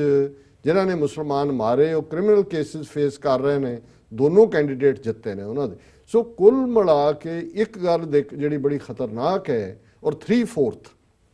ਸੋ ਜਿਵੇਂ ਡੋਨਲਡ ਟਰੰਪ ਨੇ ਆਪਣੀ ਵਿਕਟਰੀ ਨਾਲ ਇਹ ਸਾਬਤ ਕਰ ਦਿੱਤਾ ਹੈ ਕਿ ਉਹਨੂੰ ਜਿੱਤਣ ਦੇ ਲਈ ਨਾ ਕਾਲਿਆਂ ਦੀਆਂ ਵੋਟਾਂ ਦੇ ਉੱਤੇ ਡਿਪੈਂਡ ਕਰਨ ਦੀ ਲੋੜ ਹੈ, ਨਾ ਲਤੀਨੋਆਂ ਦੀ ਵੋਟਾਂ ਦੇ ਉੱਤੇ, ਨਾ ਹੀ ਬਾਹਰਲੇ ਮੁਲਕਾਂ ਦੀ, ਵੀ ਐਕਸਕਲੂਸਿਵ ਵਾਈਟ ਮੈਜੋਰਟੀ ਦੇ ਸਿਰ ਦੇ ਉੱਤੇ ਵੀ ਪ੍ਰੈਜ਼ੀਡੈਂਟ ਰੇਸ ਜਿੱਤੀ ਜਾ ਸਕਦੀ ਹੈ। ਇਸੇ ਤਰ੍ਹਾਂ ਜਿਸ ਅੰਦਾਜ਼ ਦੇ ਵਿੱਚ ਪੋਲਰਾਈਜੇਸ਼ਨ ਦਾ ਏਜੰਡਾ ਜਿਹੜਾ ਕਿ ਮੋਦੀ ਨੇ ਗੁਜਰਾਤ ਤੋਂ ਸ਼ੁਰੂ ਕੀਤਾ ਸੀ, ਉਹ ਜਿਵੇਂ ਐਤਕੀ ਯੂਪੀ ਔਰ ਉੱਤਰਾਖੰਡ ਦੇ ਵਿੱਚ ਅਪਲਾਈ ਕੀਤਾ ਗਿਆ, ਉਹ ਬੜੀ ਕਾਮਯਾਬੀ ਦੇ ਨਾਲ ਦੋਨਾਂ ਥਾਵਾਂ ਤੇ, ਕਿਉਂਕਿ ਉੱਤਰਾਖੰਡ ਵੀ ਇੱਕ ਸਟੇਜ ਤੇ ਯੂਪੀ ਦਾ ਹਿੱਸਾ ਸੀ ਬਿਫੋਰ ਸਟੇਟ ਬਣਨ ਤੋਂ, ਔਰ ਸਾਰੇ ਰਿਲੀਜੀਅਸ ਪਲੇਸ ਹਰਿਦੁਆਰ, ਰਿਸ਼ੀਕੇਸ਼ ਔਰ ਇਹ ਸਾਰੀਆਂ ਜਿੰਨੀਆਂ ਇਹਨਾਂ ਦੇ ਨੇ ਉਹ ਜਿਹੜੇ ਨੇ ਉੱਤਰਾਖੰਡ 'ਚ ਨੇ। ਸੋ ਇਹ ਇੱਕ ਖਤਰਨਾਕ ਰੁਝਾਨ ਹੈ ਕਿ ਹਿੰਦੂਤਵਾਦ ਦਾ ਜਿਹੜਾ ਰੱਥ ਹੈ, ਜਗਰਨੌਟ ਜਿਹਨੂੰ ਮੈਂ ਕਿਹਾ, ਉਹ ਜਿਵੇਂ ਉੜੀਸਾ ਦੇ ਵਿੱਚ ਜਗਨਨਾਥ ਦਾ ਰੱਥ ਕਹਿੰਦੇ ਨੇ, ਉਹ ਰੱਥ ਤੇ ਬਹੁਤ ਵੱਡੇ ਪਹੀਏ ਹੁੰਦੇ ਨੇ ਔਰ ਜਿਹੜੇ ਲੋਕ ਉਹਦੇ ਥੱਲੇ ਆ ਕੇ ਮਰਦੇ ਨੇ ਉਹਨੂੰ ਬੜਾ ਉੱਤਮ ਮੰਨਿਆ ਜਾਂਦਾ ਹੈ ਕਿ ਵੀ ਸਿੱਧੇ ਉਹ ਬੈਕੁੰਠ ਧਾਮ 'ਚ ਜਾਣਗੇ। ਸੋ ਅੰਗਰੇਜ਼ੀ ਵਾਲਿਆਂ ਨੇ ਜਗਰਨੌਟ ਉੱਥੋਂ ਜਗਨਨਾਥ ਦੇ ਰੱਥ ਤੋਂ ਹੀ ਲਿਆ। ਸੋ ਮੈਂ ਸਮਝਦਾ ਵੀ ਹਿੰਦੂਤਵਾਦ ਦੇ ਜਗਰਨੌਟ ਨੇ ਜਿਹੜਾ ਉਹ ਮਾਈਨੋਰਿਟੀਜ਼ ਨੂੰ ਦਰੜ ਕੇ ਰੱਖ ਦਿੱਤਾ ਯੂਪੀ ਦੇ ਵਿੱਚ ਵੀ ਔਰ ਉੱਤਰਾਖੰਡ ਦੇ ਵਿੱਚ ਵੀ। ਸੋ ਇਹ ਪਾਰਟ 2019 'ਚ ਮੈਂ ਸਮਝਦਾ ਵੀ ਮੋਦੀ ਦਾ ਰਾਹ ਕਾਫੀ ਪੱਧਰਾ ਕਰ ਦਿੰਦਾ ਔਰ ਪੀ ਚਿਦੰਬਰਮ ਵਰਗਾ ਬੰਦਾ ਜਿਹੜਾ ਕਿ ਡੀਮੋਨੇਟਾਈਜ਼। ਔਰ ਜਿਹੜਾ ਦੂਜਾ ਪਾਰਟ ਦੇਖਣ ਵਾਲਾ ਹੈ ਕਿ ਜਿਹੜਾ ਨੋਟਬੰਦੀ ਲਾਈਨ ਸੀ ਜਿਹਦੇ ਥੱਲੇ ਸੀ ਕਿ ਆਮ ਬੰਦੇ ਨੇ ਸਫ਼ਰ ਕੀਤਾ ਹੈ, 2-2 ਮੀਲ ਲੰਬੀ ਲਾਈਨ ਲੱਗੀ ਹੈ, ਔਰ ਦੂਜੇ ਪੰਜਾਬ ਦੇ ਵਿੱਚ ਉਹਦਾ ਜ਼ਰੂਰ ਇਫੈਕਟ ਜੇ ਕਹਿਣਾ ਹੋਏ ਜੀ ਕਾਂਗਰਸ ਨੂੰ ਕਿਉਂ ਗਿਆ ਜੀ, ਕਿਉਂਕਿ ਬਾਣੀਆਂ ਨੇ ਸਫ਼ਰ ਕੀਤਾ ਔਰ ਇਸ ਵਾਰੀ ਜਿਹੜਾ ਹਿੰਦੂ ਬਾਣੀ ਆ ਉਹ ਕਾਂਗਰਸ। ਲੇਕਿਨ ਯੂਪੀ ਉੱਤਰਾਖੰਡ 'ਚ ਜਿੱਥੇ ਕਿ ਸਭ ਤੋਂ ਜ਼ਿਆਦਾ ਸਫ਼ਰ 200 ਮਿਲੀਅਨ ਤੋਂ ਜ਼ਿਆਦਾ ਲੋਕ ਇਕੱਲੇ ਯੂਪੀ 'ਚ ਨੇ, ਈਵਨ ਉਸ ਪਾਰਟ ਨੂੰ ਇਗਨੋਰ ਕਰ ਦੇਣਾ। ਕੁੱਲ ਮਿਲਾ ਕੇ ਮੋਦੀ ਦਾ 2.5-3 ਸਾਲ 'ਚ ਈਵਨ ਬਨਾਰਸ ਜਿਹਦੇ ਗੰਗਾ ਸਫਾਈ ਕਰਨ ਦੀ ਲਾਈਨ ਸੀ ਉਹਦੇ 'ਚ ਕੋਈ ਡਿਲੀਵਰ ਨਾ ਕਰ ਸਕਣਾ। ਸੋ ਕੁੱਲ ਮਿਲਾ ਕੇ ਯੂਪੀ 'ਚ ਇਹਨਾਂ ਦੀ ਜਿਹੜੀ ਸਟ੍ਰੈਟਜੀ, ਅਮਿਤ ਸ਼ਾਹ ਵਰਗਾ ਜਿਹੜਾ ਗੁੰਡਾ ਜਿਹੜਾ ਇਹਦਾ ਹੋਮ ਮਿਨਿਸਟਰ ਰਿਹਾ ਗੁਜਰਾਤ, ਜਿਹਦੇ 'ਚ ਉਹਨਾਂ ਨੇ ਇੱਕ ਪਾਸੇ ਹਿੰਦੂਤਵਾ ਦੇ ਏਜੰਡੇ ਨੂੰ ਪੁਸ਼ ਕੀਤਾ ਪੋਲਰਾਈਜ਼ੇਸ਼ਨ ਕਰਨ ਦੇ ਲਈ, ਦੂਜੇ ਪਾਸੇ ਚੋਣਾਂ ਤੋਂ ਪਹਿਲਾਂ ਉਹਨਾਂ ਨੇ ਅਮਰ ਸਿੰਘ ਰਾਹੀਂ ਪਿਓ ਪੁੱਤਰ ਨੂੰ ਜਿਹੜਾ ਪੋਲਰਾਈਜ਼ ਕਰ ਦਿੱਤਾ ਸੀ, ਆਪਸ 'ਚ ਵੰਡ ਦਿੱਤਾ ਸੀ। ਔਰ ਥਰਡਲੀ ਸਾਰੇ ਪੀਰੀਅਡ ਦੇ ਵਿੱਚ ਇਹ ਡਰ ਕਿ ਭਾਈ ਇਹ ਮੁਸਲਮਾਨਾਂ ਦਾ, ਔਰ ਇਹ ਜਿਵੇਂ ਅਸੀਂ ਜ਼ਿਕਰ ਕੀਤਾ ਸੀ ਕਿ ਲਖਨਊ ਦੇ ਵਿੱਚ ਇੱਕ ਐਨਕਾਊਂਟਰ ਬਣਾ ਦਿੱਤਾ ਮੱਧ ਪ੍ਰਦੇਸ਼ ਟ੍ਰੇਨ ਬੰਬ ਧਮਾਕੇ ਨਾਲ ਜੋੜ ਕੇ। ਸੋ ਕੁੱਲ ਮਿਲਾ ਕੇ ਮੁਸਲਮਾਨ ਡਿਵਾਈਡ ਹੋਈ ਵੋਟ, ਉਹ ਕੋਈ ਡਿਸਾਈਡ ਨਹੀਂ ਕਰ ਸਕੇ ਔਰ ਉਹਦਾ ਇਹਨਾਂ ਨੇ ਲਿਆ ਔਰ ਇਹਦੇ ਬੜੇ ਖਤਰਨਾਕ ਨਤੀਜੇ ਹੋਣਗੇ। ਮੈਨੂੰ ਲੱਗਦਾ ਜਿਵੇਂ ਚਿਦੰਬਰਮ ਨੇ ਕਿਹਾ ਕਿ ਮੋਦੀ ਇਸ ਵੇਲੇ ਭਾਰਤੀ ਪੋਲਿਟਿਕਸ ਦਾ ਸਭ ਤੋਂ ਵੱਡਾ ਨੇਤਾ ਬਣ ਕੇ ਉੱਭਰਿਆ ਔਰ ਇਹਦੇ 'ਚ ਜਿਵੇਂ ਮੈਂ ਕਿਹਾ ਵੀ ਡੈਵਲ ਮਸਟ ਬੀ ਗਿਵਨ ਹਿਸ ਡਿਊ। ਕਦੇ ਕਿਸੇ ਪ੍ਰਾਈਮ ਮਿਨਿਸਟਰ ਨੇ ਸਟੇਟ ਇਲੈਕਸ਼ਨਾਂ 'ਚ ਜਾ ਕੇ 1-2 ਰੈਲੀਆਂ ਤਾਂ ਹੁੰਦੀਆਂ ਸੀ ਜੀ ਐਡਰੈਸ ਕੀਤੀਆਂ, ਲੇਕਿਨ ਜਿਵੇਂ ਬਨਾਰਸ 'ਚੋਂ ਹੀ ਨਹੀਂ ਨਿਕਲਿਆ, ਲੋਕਾਂ ਦੇ ਘਰਾਂ 'ਚ ਵੜਿਆ, ਪ੍ਰਾਈਮ ਮਿਨਿਸਟਰ ਰੋਡ ਸ਼ੋਅ ਕਰ ਰਿਹਾ। ਜੇ ਡਿਫੀਟ ਹੁੰਦੀ ਉੱਥੇ ਉਹ ਵੀ ਇਹਦੇ ਖਾਤੇ 'ਚ ਪੈਣੀ ਸੀ, ਤੇ ਜੇ ਹੁਣ ਵਿਕਟਰੀ ਹੋਈ ਹੈ ਤੇ ਇਹਦੇ 'ਚ ਕੋਈ ਸ਼ੱਕ ਨਹੀਂ ਹੈ ਕਿ ਮੋਦੀ ਦਾ ਕੱਦ ਜਿਹੜਾ ਇਹ ਸਾਰੇ ਦੇ ਨਾਲ ਹੋਰ ਵੀ ਵੱਡਾ ਹੋਇਆ। ਜੀ ਡਾਕਟਰ ਸਾਹਿਬ, ਜਿਵੇਂ ਤੁਸੀਂ ਗੱਲ ਕੀਤੀ ਹੈ ਪੋਲਰਾਈਜੇਸ਼ਨ ਦੇ ਰੁਝਾਨ ਦੀ, ਹਾਲਾਂਕਿ ਜੇ ਅਸੀਂ ਵੋਟਾਂ ਦੇ ਹਿਸਾਬ ਨਾਲ ਦੇਖੀਏ ਸੀਟਾਂ ਦੇ ਵਿੱਚ ਮੈਜੋਰਿਟੀ ਜ਼ਰੂਰ ਇੱਕ ਵੱਡੇ ਨੰਬਰ ਦੇ ਉੱਪਰ ਦੇਖਣ ਨੂੰ ਮਿਲਦੀ ਹੈ, 312 ਸੀਟਾਂ ਜੇ ਜਿੱਤੀਆਂ ਨੇ ਉੱਥੋਂ ਤਾਂ, ਪਰ ਜੇ ਇਹਨੂੰ ਵੋਟਾਂ ਦੇ ਰੁਝਾਨ ਨਾਲ ਦੇਖੀਏ 40% ਦੀ ਵੋਟ ਪਰਸੈਂਟੇਜ ਹੈਗੀ ਹੈ। ਪਰ ਜੇ ਇਹਨੂੰ ਓਵਰਆਲ ਦੇਖਣਾ ਹੋਵੇ ਸਾਰੇ ਨੂੰ ਕੰਬਾਈਨ ਕਰਕੇ ਤਾਂ ਇਹਨੂੰ ਸਿੱਖ ਏਜੰਡੇ ਦੇ ਨਾਲ ਜੋੜ ਕੇ ਤੁਸੀਂ ਕਿਵੇਂ ਦੇਖਦੇ ਹੋ? ਜੇ ਇਹ ਪੋਲਰਾਈਜੇਸ਼ਨ ਜਿਹੜੀ ਪਿਛਲੇ 2.5-3 ਸਾਲਾਂ ਦੇ ਵਿੱਚ ਕੀਤੀ ਹੈ ਜਾਂ ਆਉਣ ਵਾਲੇ ਸਮੇਂ ਦੇ ਵਿੱਚ ਜਾਰੀ ਰਹਿਣੀ ਹੈ, ਜਿਹੜੇ ਇਹਦੇ ਇਫੈਕਟਸ ਨੇ, ਆਫਟਰ ਇਫੈਕਟਸ ਹੋਣਗੇ, ਉਹ ਜਿੱਥੇ ਅਸੀਂ ਐਡਮਿਨਿਸਟ੍ਰੇਸ਼ਨ ਦੀ ਗੱਲ ਕਰਦੇ ਹਾਂ, ਜੁਡੀਸ਼ਰੀ ਦੀ ਗੱਲ ਕਰਦੇ ਹਾਂ, ਇਕੱਲਾ ਪੋਲੀਟੀਕਲ ਸੀਨ ਨੂੰ ਛੱਡ ਕੇ ਜਿਹੜਾ ਇੰਡੀਆ ਦਾ ਬੇਸਿਕ ਇਨਫਰਾਸਟਰਕਚਰਲ ਸਿਸਟਮ ਸਿਸਟਮ ਹੈਗਾ ਜੇ ਉਹਨੂੰ ਅਸੀਂ ਦੇਖਦੇ ਹਾਂ ਤਾਂ ਉਹਦੇ ਵਿੱਚ ਵੀ ਜਿਹੜੀ ਇਨਫਿਲਟ੍ਰੇਸ਼ਨ ਹੈਗੀ ਹੈ ਉਹ ਬਹੁਤ ਡੂੰਘੀ ਹੋ ਚੁੱਕੀ ਹੈ ਇਸ ਸਮੇਂ। ਸੋ ਜਿਹੜਾ ਸਿੱਖ ਫੈਕਟਰ ਹੈਗਾ ਪੰਜਾਬ ਨੂੰ ਇਹ ਕਿਵੇਂ ਅਫੈਕਟ ਕਰੂਗਾ, ਤੇ ਜਿਹੜੀ ਸਟਰਗਲ ਦੀ ਗੱਲ ਅਸੀਂ ਕਰਦੇ ਹਾਂ, ਖਾਲਿਸਤਾਨ ਦੀ ਗੱਲ ਤੁਸੀਂ ਇੱਥੋਂ ਬੈਠ ਕੇ ਕਰਦੇ ਹੋ ਇਸ ਮੰਚ ਦੇ ਉੱਪਰੋਂ, ਉਹਨੂੰ ਇਹ ਕਿਵੇਂ ਅਫੈਕਟ ਕਰੂਗਾ ਆਉਣ ਵਾਲੇ ਸਮੇਂ ਵਿੱਚ। ਜਿਹੜੀ ਇਹ ਲਾਈਨ ਹੈਗੀ ਹੈ ਇਹਨਾਂ ਦੇ ਆਪਸੀ ਟਕਰਾਅ ਦਾ ਰੁਝਾਨ ਵੱਧ ਸਕਦਾ ਹੈ, ਜਾਂ ਸਿੱਖਾਂ ਨੂੰ ਜਿਹੜੇ ਆਸਵੰਦ ਹੈਗੇ ਆ ਕਿ ਅਸੀਂ ਕੁਝ ਕਰ ਸਕੀਏ, ਆਪਣੇ ਇੰਸਟੀਟਿਊਸ਼ਨਸ ਜਿਹੜੇ ਹੈਗੇ ਆ ਉਹਨਾਂ ਨੂੰ ਹਿੰਦੂਤਵ ਦੇ ਗਲਬੇ ਵਿੱਚੋਂ ਕੱਢ ਸਕੀਏ, ਉਹਨਾਂ ਦੇ ਲਈ ਕੀ ਰਣਨੀਤੀ ਹੋਣੀ ਚਾਹੀਦੀ ਹੈ, ਜਾਂ ਇਹਨੂੰ ਤੁਸੀਂ ਕਿਵੇਂ ਆਪਣੇ ਸ਼ਬਦਾਂ ਦੇ ਵਿੱਚ ਬਿਆਨ ਕਰੋਗੇ? ਦੇਖੋ, ਇੰਡੀਅਨ ਕੌਂਟੈਕਸਟ ਦੇ ਵਿੱਚ ਤਾਂ ਇਹ ਡਿਵੈਲਪਮੈਂਟ ਵਰੀਸਮ ਹੈ। ਉਹ ਮੁਸਲਮਾਨ ਨੁਕਤਾ ਨਿਗਾਹ ਤੋਂ ਹੋਏ, ਸਿੱਖਾਂ ਦੇ ਹੋਏ, ਈਸਾਈਆਂ ਦੇ ਹੋਏ, ਈਵਨ ਦਲਿਤਾਂ ਦੇ ਹੋਏ। ਔਰ ਮੈਂ ਸਮਝਦਾ ਵੀ ਉਸ ਕੌਂਟੈਕਸਟ ਦੇ ਵਿੱਚ ਯੂਪੀ ਚੋਣਾਂ ਤੋਂ ਪਹਿਲਾਂ ਜਿਵੇਂ ਰਾਮਜਸ ਕਾਲਜ ਦੇ ਵਿੱਚ ਔਰ ਗੁਰਮੇਰ ਕੌਰ ਦਾ ਇਸ਼ੂ, ਔਰ ਦਲਿਤ ਵਿਦਿਆਰਥੀ ਕਨਈਆ ਕੁਮਾਰ ਦੇ ਖਿਲਾਫ ਕੇਸ, ਔਰ ਵਰਮੂਲਾ ਦਾ ਮਰਡਰ ਜਾਂ ਸੁਸਾਈਡ, ਇਸ ਸਾਰੇ ਦੀ ਬੈਕਗਰਾਉਂਡ ਦੇ ਬਾਵਜੂਦ ਜੇ ਯੂਪੀ, ਉੱਤਰਾਖੰਡ ਔਰ ਈਵਨ ਮਨੀਪੁਰ, ਗੋਆ ਦੇ ਹਵਾਲੇ ਨਾਲ ਵੀ ਆਲਮੋਸਟ ਕਲੋਜ਼ ਜੇ ਪਹੁੰਚ ਗਏ ਨੇ। ਮਨੀਪੁਰ ਦੇ ਵਿੱਚ ਇਹਨਾਂ ਦੀ ਹੋਣ ਦਾ ਹੋਣਾ, ਕਿਉਂਕਿ ਅਸਾਮ 'ਚ ਇਹਨਾਂ ਦੀ ਸਰਕਾਰ ਬਣੀ ਔਰ ਇਹਦੇ ਗੁਆਂਢੀ ਨੇ ਮਨੀਪੁਰ, ਉੱਥੋਂ ਤੱਕ ਵੀ ਪਹੁੰਚ ਜਾਣਾ। ਅਰੁਣਾਚਲ 'ਚ ਪਹਿਲਾਂ ਹੀ ਇਹਨਾਂ ਦਾ ਦਬਦਬਾ ਹੈ ਜੀ। ਗੋਆ ਦੇ ਵਿੱਚ ਇਹਨਾਂ ਦੀ ਪਹਿਲਾਂ ਸਰਕਾਰ ਸੀ, ਭਾਵੇਂ ਇਹਨਾਂ ਦਾ ਚੀਫ ਮਿਨਿਸਟਰ ਜਿਹੜਾ ਸੀ ਉਹ ਵੀ ਹਾਰਿਆ, ਲੇਕਿਨ ਉੱਥੇ ਵੀ ਇਹ ਹਾਰਸ ਟ੍ਰੇਡਿੰਗ ਕਰਨਗੇ, ਜਿਹੜੀ ਹੈ ਉਹ ਸੌਦੇਬਾਜ਼ੀ ਕਰਨਗੇ ਔਰ ਸਰਕਾਰ ਬਣਾਉਣਗੇ। ਸੋ ਜਿਹੜੀਆਂ ਘੱਟ ਗਿਣਤੀਆਂ ਨਾਲ ਸੰਬੰਧਿਤ ਸਟੇਟਾਂ ਨੇ ਉਹ ਗੋਆ ਹੋਏ, ਮਨੀਪੁਰ ਹੋਏ, ਔਰ ਉਹਦੇ 'ਚ ਇੱਕ ਪਾਰਟ ਮੈਂ ਸਮਝਦਾ ਵੀ ਜਿਵੇਂ ਮਨੀਪੁਰ ਦੇ ਵਿੱਚ ਆਇਰੋਮ ਸ਼ਰਮੀਲਾ ਜਿਹਨੇ ਚੋਣਾਂ ਲੜੀਆਂ, ਆਜ਼ਾਦ ਪਾਰਟੀ ਬਣਾ, ਆਪ ਵੀ ਹਾਰ ਗਈ, ਦੋ ਜਿਹੜੇ ਹੋਰ ਕੈਂਡੀਡੇਟ ਸੀ ਉਹ ਵੀ ਹਾਰ ਗਏ, ਉਹਨੇ ਨਾਲ ਦੀ ਨਾਲ ਸੰਨਿਆਸ ਵੀ ਡਿਕਲੇਅਰ ਕਰਤਾ। ਸੋ ਜ਼ਾਹਰ ਹੈ ਵੀ ਇਹਦੇ ਬਾਵਜੂਦ ਇੱਕ ਕੁੜੀ ਕਿੰਨੇ ਸਾਲ, ਪਤਾ ਨਹੀਂ 14-15 ਸਾਲ ਉਹ ਭੁੱਖੀ ਰਹੀ ਇਸ ਗੱਲ ਦੇ ਉੱਤੇ ਕਿ ਜੀ ਇੰਡੀਅਨ ਫੋਰਸਿਸ ਧੱਕਾ ਕਰਦੀਆਂ ਜਾਂ ਦੂਜੀਆਂ। ਸੋ ਇਹ ਜਿਹੜਾ ਹਿੰਦੂਤਵਾ ਦਾ ਪੈਰੀਫਰਲ ਸਟੇਜਿਸ ਤੇ ਜਿੱਥੇ ਕਿ ਮਾਈਨੋਰਿਟੀ ਸਟਰਗਲਿੰਗ ਨੇ, ਉੱਥੇ ਇਹਨਾਂ ਦਾ ਫੈਲਣਾ, ਇਹ ਵੀ ਖਤਰਨਾਕ ਪਾਰਟ ਹੈ। ਪੰਜਾਬ ਦੇ ਵਿੱਚ ਦੇਖੋ ਇੱਕ ਗੱਲ ਬੜੀ ਜ਼ਾਹਰ ਹੈ, ਅਮਰਿੰਦਰ ਤਾਂ ਕੀ, ਮੈਂ ਇਹ ਗੱਲ ਆਮ ਡਿਸਕਸ਼ਨ ਦੇ ਵਿੱਚ ਕਹੀ ਕਿ ਜੇ ਜਿਸ ਫਾਰਮ 'ਚ ਅੱਜ ਪੰਜਾਬ ਭਾਰਤ ਦਾ ਹਿੱਸਾ ਹੈ ਉਹਦੇ 'ਚ ਸਾਨੂੰ ਵੀ ਪੋਲੀਟੀਕਲ ਪਾਵਰ ਦੇ ਦੇਣਾ ਕਿ ਆਓ ਜੀ ਇਹਨੂੰ ਤੁਸੀਂ ਰਨ, ਅਸੀਂ ਵੀ ਨਹੀਂ ਡਿਲੀਵਰ ਕਰ ਸਕਦੇ, ਕਿਉਂਕਿ ਪੰਜਾਬ ਨੂੰ ਇੰਟੈਲੀਜੈਂਸ ਏਜੰਸੀਆਂ ਰਨ ਕਰਦੀਆਂ ਨੇ। ਕਿਸੇ ਹਾਲਤ 'ਚ ਵੀ ਉਹਨਾਂ ਨੇ ਸਿੱਖੀ ਦੀ ਆਜ਼ਾਦ ਸੋਚ ਔਰ ਜਿਹੜੇ ਈਵਨ ਪੰਜਾਬ ਦੇ ਹੱਕਾਂ ਦੀ ਗੱਲ ਹੈ, ਗੱਲ ਤਾਂ ਪਾਣੀ ਦੀ ਲੁੱਟ ਬਚਾਣੀ ਤਾਂ ਬਿਸਾਈਡਸ ਦਾ ਪੁਆਇੰਟ ਹੈ। ਜੇ ਅਮਰਿੰਦਰ ਸਿੰਘ ਇਹ ਕਰਦੇ ਵੀ ਜਿਹੜਾ 8.5 ਮਿਲੀਅਨ ਏਕੜ ਫੁੱਟ ਪਾਣੀ ਰਾਜਸਥਾਨ ਮੁਫਤ ਲੈ ਕੇ ਜਾਂਦਾ ਹੈ, ਜਿਹੜੀ ਨਹਿਰ ਦਾ ਨਾਂ ਰਾਜਸਥਾਨ ਨਹਿਰ ਸੀ, ਉਹਦਾ ਨਾਂ ਇੰਦਰਾ ਗਾਂਧੀ ਕੈਨਾਲ ਰੱਖਿਆ ਹੈ ਵੀ ਪਹਿਲਾਂ ਤਾਂ ਇਹਦਾ ਨਾਂ ਬਦਲਾਓ, ਉਹਨੂੰ ਕਹੋ ਜੀ ਪਾਣੀ ਦਾ ਬਾਅਦ 'ਚ ਅਸੀਂ ਤੁਹਾਡੇ ਤੋਂ ਪੈਸੇ ਲਵਾਂਗੇ, ਪਹਿਲਾਂ ਇਹਦਾ ਨਾਂ ਬਦਲੋ। ਪਰ ਹੁਣ ਜੇ ਅਮਰਿੰਦਰ ਦੀ ਪੋਲਿਟਿਕਸ ਰਾਹੁਲ ਗਾਂਧੀ ਤੋਂ ਹੀ ਸ਼ੁਰੂ ਹੁੰਦੀ ਹੈ ਤੇ ਮੈਡਮ, ਪਹਿਲਾਂ ਮੈਡਮ ਇੰਦਰਾ ਗਾਂਧੀ ਸੀ, ਹੁਣ ਮੈਡਮ ਸੋਨੀਆ ਗਾਂਧੀ ਹੈ, ਉੱਥੇ ਕੀ ਜਾ ਕੇ ਹੁੰਦਾ ਹੈ ਤੇ ਰਾਹੁਲ ਗਾਂਧੀ ਜਾਂ ਇਹਨਾਂ ਦਾ ਕੀ ਸਾਡੇ ਪ੍ਰਤੀ ਰਵੱਈਆ ਹੈ ਔਰ ਸਟੇਟ ਪ੍ਰਤੀ, ਜਿਵੇਂ ਅਮਰਿੰਦਰ ਸਿੰਘ ਨੇ, ਔਰ ਜਦੋਂ ਅਸੀਂ 2 ਸੈਗਮੈਂਟ ਕੀਤੇ ਉਸ ਤੋਂ ਬਾਅਦ ਜਿਵੇਂ ਉਹਨਾਂ ਦੀ ਆਈਡੀ ਤੋਂ ਜਿਸ ਕਿਸਮ ਦਾ ਉਹ ਪੰਜਾਬੀ ਸੂਬੇ ਦੇ ਵੀ ਵਿਰੋਧ 'ਚ ਕੁੱਲ ਮਿਲਾ ਕੇ ਲਿਖਤਾਂ ਆਈਆਂ, ਉਹ ਅਸੀਂ ਕੱਢੇ ਹੋਏ ਨੇ ਜਿਹੜਾ ਉਹਦਾ, ਔਰ ਅਸੀਂ ਜਵਾਬ ਵੀ ਦੇਣਾ ਚਾਹੁੰਦੇ ਸੀ, ਪਰ ਫਿਰ ਮੈਨੂੰ ਲੱਗਾ ਵੀ ਹੁਣ ਇਹਨਾਂ ਡਿਵੈਲਪਮੈਂਟਸ ਕਰਕੇ ਲੈਟ ਵੀ ਹੋਲਡ them ਬੈਕ। ਸੋ ਉਹਦੇ ਤੋਂ ਅੰਦਾਜ਼ਾ ਹੁੰਦਾ ਹੈ ਵੀ ਇਸ ਵਾਰ ਅਮਰਿੰਦਰ ਸਿੰਘ ਖੁੱਲ੍ਹ ਕੇ ਜਿਹੜਾ ਹੈ ਉਹ ਸਿੱਖ ਹਿੱਤਾਂ ਦੇ ਖਿਲਾਫ ਭੁਗਤੇਗਾ,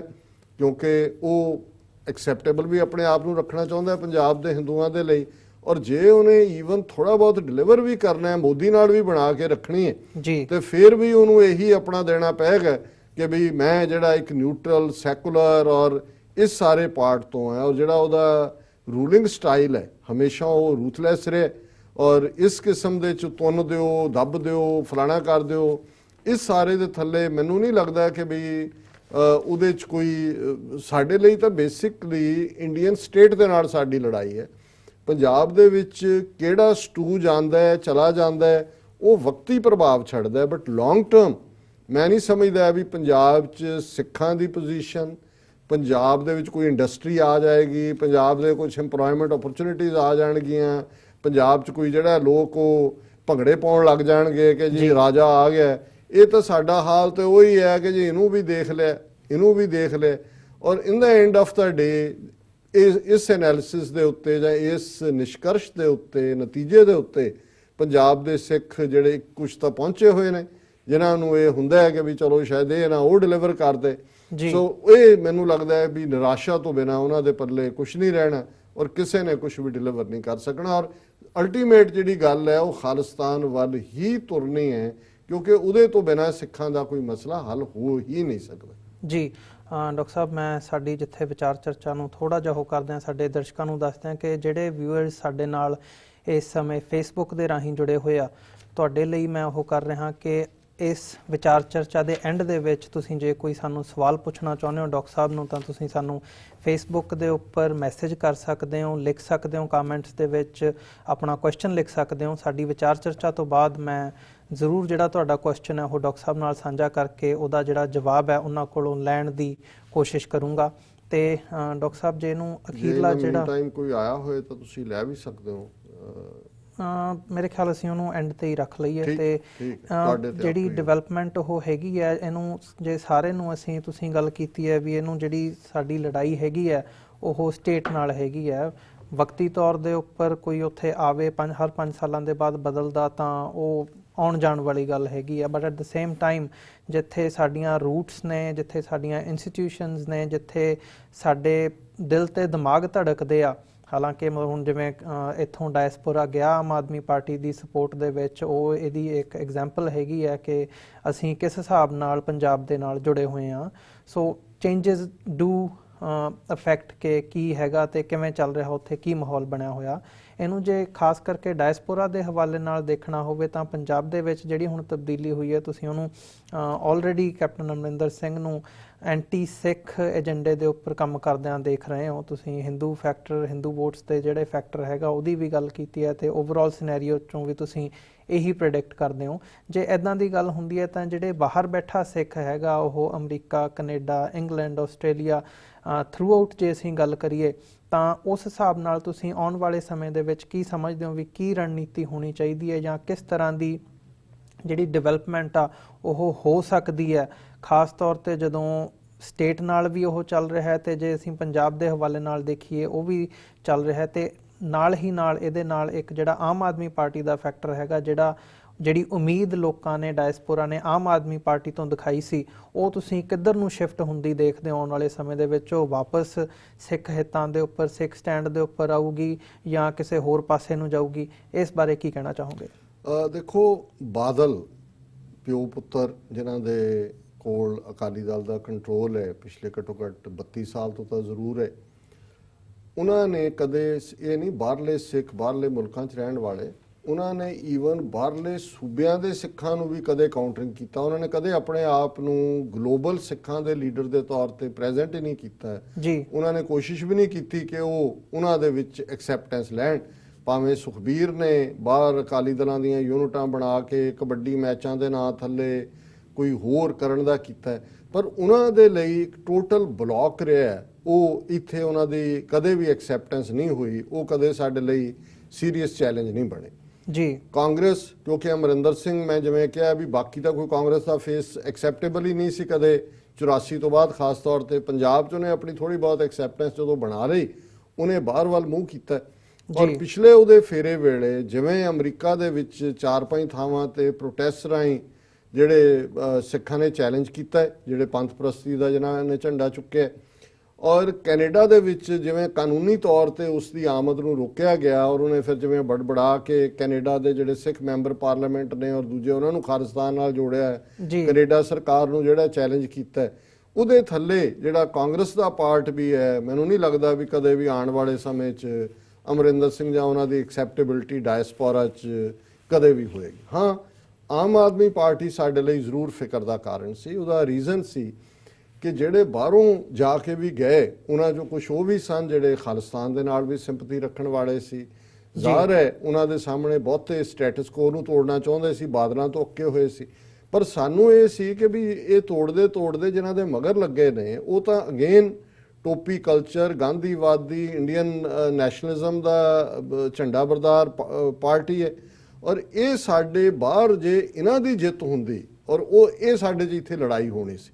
ਝਗੜੇ ਪੈਣੇ ਸੀ, ਕਿਉਂਕਿ ਜੇ ਉਹ ਲੈ ਕੇ ਉਹਨਾਂ 'ਚ ਸਾਡੇ ਹਮਦਰਦ ਵੀ ਨੇ, ਜਿਵੇਂ ਮੈਂ ਕਿਹਾ ਵੀ ਪੰਥਪ੍ਰਸਤ ਸੋਚ ਵਾਲੇ ਵੀ ਜੀ। ਸੋ ਕੁੱਲ ਮਿਲਾ ਕੇ ਘੱਟੋ ਘੱਟ ਇਸ ਪੱਖ ਤੋਂ ਇਹਨਾਂ ਦੀ ਜਿਹੜੀ, ਕਿਉਂਕਿ ਬਹੁਤ ਵਾਰ ਜਿੰਨਾ ਜ਼ੋਰ ਲਾ ਕੇ ਇਹਨਾਂ ਨੇ ਇਸ ਵਾਰ ਜਿੱਤ ਦੇ ਤੱਕ ਪਹੁੰਚਣ ਦੀਆਂ ਆਸਾਂ ਸੀ। ਉਸ ਤੋਂ ਬਾਅਦ ਇਹ ਮੋਮੈਂਟਮ ਕਾਇਮ ਨਹੀਂ ਰਹਿ ਸਕਣੀ, ਕਿਉਂਕਿ 5 ਸਾਲ ਲੰਬਾ ਸਮਾਂ ਹੁੰਦਾ ਹੈ। ਬਹੁਤ ਗੱਲਾਂ ਜਦੋਂ ਬੰਦਾ ਕਰਦਾ ਹੈ, ਮਨਪ੍ਰੀਤ ਬਾਦਲ ਜਦੋਂ ਆਇਆ ਬਾਹਰ ਉਹਨੂੰ ਬੜੀ ਸਟੈਂਡਿੰਗ ਓਵੇਸ਼ਨ ਸੀ। ਜਦੋਂ ਇੱਕ ਇਲੈਕਸ਼ਨਾਂ ਦੇ ਵਿੱਚੋਂ ਪਿੱਟ ਗਿਆ, ਫਿਰ ਮੁੜ ਕੇ ਉਹਨੂੰ ਲੱਗਾ ਵੀ ਮੇਰਾ ਕੋਈ ਹੈ ਹੀ ਨਹੀਂ, ਉਹ ਜੋ ਕਾਂਗਰਸ ਜਾ ਵੜਿਆ, ਭਗਵੰਤ ਮਾਨ ਉਹਦੇ ਨਾਲ ਹੀ ਸੀ, ਉਹ ਆਮ ਆਦਮੀ ਪਾਰਟੀ 'ਚ ਆ ਗਿਆ। ਹੁਣ ਜਿਹੜੀ 20 ਮੈਂਬਰਾਂ ਦੇ ਨਾਲ ਸ਼ੁਰੂਆਤ ਕੀਤੀ ਹੈ ਆਮ ਆਦਮੀ ਪਾਰਟੀ ਨੇ, ਇਹ ਦੇਖਣਾ ਹੋਏਗਾ ਵੀ ਇਹਨਾਂ 'ਚ ਪਹਿਲਾਂ ਤਾਂ ਪ੍ਰੋਜੈਕਟ ਕਿਵੇਂ ਹੁੰਦਾ। ਔਰ ਮੇਰਾ ਖਿਆਲ ਹੈ ਵੀ ਕੇਜਰੀਵਾਲ ਨੇ ਜਿਵੇਂ ਦਿੱਲੀ 'ਚ ਈਵਨ ਆਪਣੇ ਘਰ 'ਚ ਵੀ ਪੂਰਾ ਸੈਲੀਬ੍ਰੇਸ਼ਨ ਉਹਨਾਂ ਨੂੰ ਸੀ ਕਿ ਪੰਜਾਬ ਔਰ ਗੋਆ, ਪੰਜਾਬ ਬਾਰੇ ਤਾਂ ਉਹ ਸਰਟਨ ਸੀ ਔਰ ਗੋਆ 'ਚ ਵੀ ਸੀ, ਉਹਨਾਂ ਨੂੰ ਕਿ ਅਸੀਂ ਇੱਕ ਧਿਰ ਵਜੋਂ ਉਭਰਾਂਗੇ। ਸੋ ਉਹਨਾਂ ਦੇ ਲਈ ਵੀ ਇਹ ਫਰਸਟ੍ਰੇਸ਼ਨ ਹੈ। ਉਹਨਾਂ ਨੇ ਕਿਹਾ ਕਿ ਜੀ ਅਸੀਂ ਐਨਾਲਿਸਿਸ ਕਰਾਂਗੇ ਕੀ ਹੋਏਗਾ ਕੀ ਨਹੀਂ ਹੋਏਗਾ। ਹਾਂ, ਪਰ ਕੁੱਲ ਮਿਲਾ ਕੇ ਮੈਂ ਸਮਝਦਾ ਵੀ ਪੰਜਾਬ ਦੇ ਵਿੱਚ ਇਹ ਮਲਟੀਪਲ ਲਾਈਨ ਜਿਹੜੀ ਹੈ 3 ਪਾਰਟੀ ਸਿਸਟਮ ਜ਼ਰੂਰ ਇੰਟਰੋਡਿਊਸ ਹੋਇਆ ਔਰ ਅਕਾਲੀ ਬੀਜੇਪੀ ਤੀਸਰੇ ਤੇ ਚਲੇ ਗਏ ਨੇ। ਆਮ ਆਦਮੀ ਪਾਰਟੀ ਮੁੱਖ ਆਪੋਜੀਸ਼ਨ, ਉਹਨਾਂ ਦਾ ਬੰਦਾ ਹੀ ਆਪੋਜੀਸ਼ਨ ਦਾ ਲੀਡਰ ਵੀ ਹੋਏਗਾ। ਸੋ ਇਹਨਾਂ ਨੂੰ ਬਿਲਕੁਲ ਡਿਸਮਿਸ ਨਹੀਂ ਕੀਤਾ ਜਾ ਸਕਦਾ ਕਿ ਆਮ ਆਦਮੀ ਪਾਰਟੀ ਪੰਜਾਬ 'ਚ ਜਿਹੜੀ ਹੈ ਉਹ ਬਿਲਕੁਲ ਡਿਸਮਿਟ ਹੋਈ ਹੈ। ਬਟ ਹੁਣ ਡਿਪੈਂਡ ਕਰੇਗਾ ਗਰਾਊਂਡ ਰਿਐਲਿਟੀ ਦੇ ਉੱਤੇ ਕਿ ਇਹ ਕਿਵੇਂ ਸਿੱਖ ਇਸ਼ੂਜ਼ ਦੇ ਉੱਤੇ, ਪੰਜਾਬ ਦੇ ਇਸ਼ੂਜ਼ ਤੇ ਔਰ ਓਵਰਆਲ ਜਿਹੜਾ ਚਾਰਜ ਇਸ ਪੀਰੀਅਡ 'ਚ ਆਏ ਇਹਨਾਂ ਦੇ ਉੱਤੇ ਵੀ, ਜਿਨ੍ਹਾਂ ਦੇ ਵਿੱਚ ਟਿਕਟਾਂ ਲੈਣ ਦੇਣ ਵੇਲੇ ਕੀ ਹੋਇਆ ਜਾਂ ਇਖਲਾਕੀ ਪੱਖ ਤੋਂ ਕੀ ਹੋਇਆ। ਸੋ ਇਸ ਸਾਰੇ ਦੇ ਉੱਤੇ ਡਿਪੈਂਡ ਕਰੇਗਾ। ਔਰ ਮੈਂ ਜਿਵੇਂ ਕਿਹਾ ਵੀ ਡਾਇਸਪੋਰਾ ਸਿੱਖ ਜਿਹੜੇ ਨੇ, ਅਸੀਂ ਆਪਣਾ ਮਾਰਚ ਟੁਵਰਡਸ ਦਾ ਫਰੀडम ਉਹ ਜਾਰੀ ਰੱਖਾਂਗੇ ਔਰ ਉਹਦੇ 'ਚ ਕਿਉਂਕਿ ਗਰਾਊਂਡ ਰਿਐਲਿਟੀ, ਕਿਉਂਕਿ ਗੱਲ ਕੱਲੀ ਪੰਜਾਬ ਦੀ ਨਹੀਂ, ਜਿਹੜਾ ਹਿੰਦੂਤਵਾ ਦਾ ਜਗਨਨਾਥ ਰੱਥ ਜਿਹਨੇ ਸਭ ਨੂੰ ਦਰੜ ਦਿੱਤਾ ਹੈ ਔਰ ਜਿਵੇਂ ਹਿੰਦੂ ਸਟੇਟ ਵੱਲ ਇਹ ਪੇਸ਼ਕਦਮੀ ਹੋਏਗੀ ਇਹ ਗੱਲ ਹੋਰ ਕਨਵਿੰਸ ਕਰਾਉਣ ਲਈ ਸੌਖੀ ਹੋਏਗੀ ਈਵਨ ਬਾਹਰਲੇ ਲਾਅ ਮੇਕਰਸ ਨੂੰ ਵੀ ਔਰ ਓਪੀਨੀਅਨ ਮੇਕਰਸ ਨੂੰ ਵੀ ਕਿ ਭਾਰਤ ਜਿਹੜਾ ਉਹ ਨਾਜ਼ੀ ਤਰਜ਼ ਦੇ ਉੱਤੇ ਮੁਲਕ ਹੈ ਜਿਹਨੇ ਕਿ ਸਾਡੇ ਪੰਜਾਬ ਨੂੰ ਇੱਕ ਕਾਲੋਨੀ ਬਣਾਇਆ ਹੋਇਆ। ਸੋ ਮੈਂ ਸਮਝਦਾ ਵੀ ਸਾਡਾ ਕੇਸ ਹੋਰ ਮਜ਼ਬੂਤੀ ਦੇ ਨਾਲ ਅੱਗੇ ਜਾਏਗਾ। ਜੀ ਡਾਕਟਰ ਸਾਹਿਬ, ਹੁਣ ਅਸੀਂ ਅੰਤ ਦੇ ਵਿੱਚ ਜਿਹੜੇ ਸਾਡੇ ਦਰਸ਼ਕ ਸਾਡੇ ਨਾਲ ਫੇਸਬੁੱਕ ਤੇ ਜੁੜੇ ਹੋਏ ਆ ਉਹਨਾਂ ਦੇ ਕੁਝ ਮੈਸੇजेस ਲੈ ਲਈਏ। ਤੁਸੀਂ ਵੀ ਨੋਟ ਕਰ ਲਿਓ ਜੇ ਕੋਈ ਜਵਾਬ ਦੀ ਗੱਲ ਹੁੰਦੀ ਆ ਤਾਂ। ਹਾਂਜੀ ਬਿਲਕੁਲ। ਜੱਗ ਸਿੰਘ, ਬਾਬਾ ਜੱਗ ਸਿੰਘ ਫਤਿਹ ਸਾਂਝੀ ਕਰਦੇ ਆ ਤੁਹਾਡੇ ਨਾਲ। ਹਰਵਿੰਦਰ ਸਿੰਘ ਗਿੱਲ ਫਤਿਹ ਸਾਂਝੀ ਕਰਦੇ ਆ। ਭੁਪਿੰਦਰ ਸਿੰਘ ਜੀ ਲਿਖਦੇ ਆ, ਡਾਕਟਰ ਸਾਹਿਬ ਦਾਸ ਨੇ ਪਹਿਲਾਂ ਖਦਸ਼ਾ ਜ਼ਾਹਰ ਕੀਤਾ ਸੀ ਕਿ ਕਾਂਗਰਸ ਹੀ ਆਏਗੀ। ਹੈਰੀ ਸਿੰਘ ਵਾਹਿਗੁਰੂ ਜੀ ਕਾ ਖਾਲਸਾ ਵਾਹਿਗੁਰੂ ਜੀ ਕੀ ਫਤਿਹ ਲਿਖਦੇ ਆ। ਸੁਰਿੰਦਰ ਸਿੰਘ ਨਡਾਲੀ ਫਤਿਹ ਲਿਖਦੇ ਆ ਜੀ। ਭੁਪਿੰਦਰ ਸਿੰਘ ਲਿਖਦੇ ਆ, ਦੂਜਾ ਜਿਸ ਤਰ੍ਹਾਂ ਰਾਜੇ ਨੇ ਐਂਟੀ ਸਿੱਖ ਲਾਈਨ ਲਈ ਹੈ ਇਹ ਉਹਨੂੰ ਹੀ ਸੂਟ ਕਰਦਾ ਸੀ।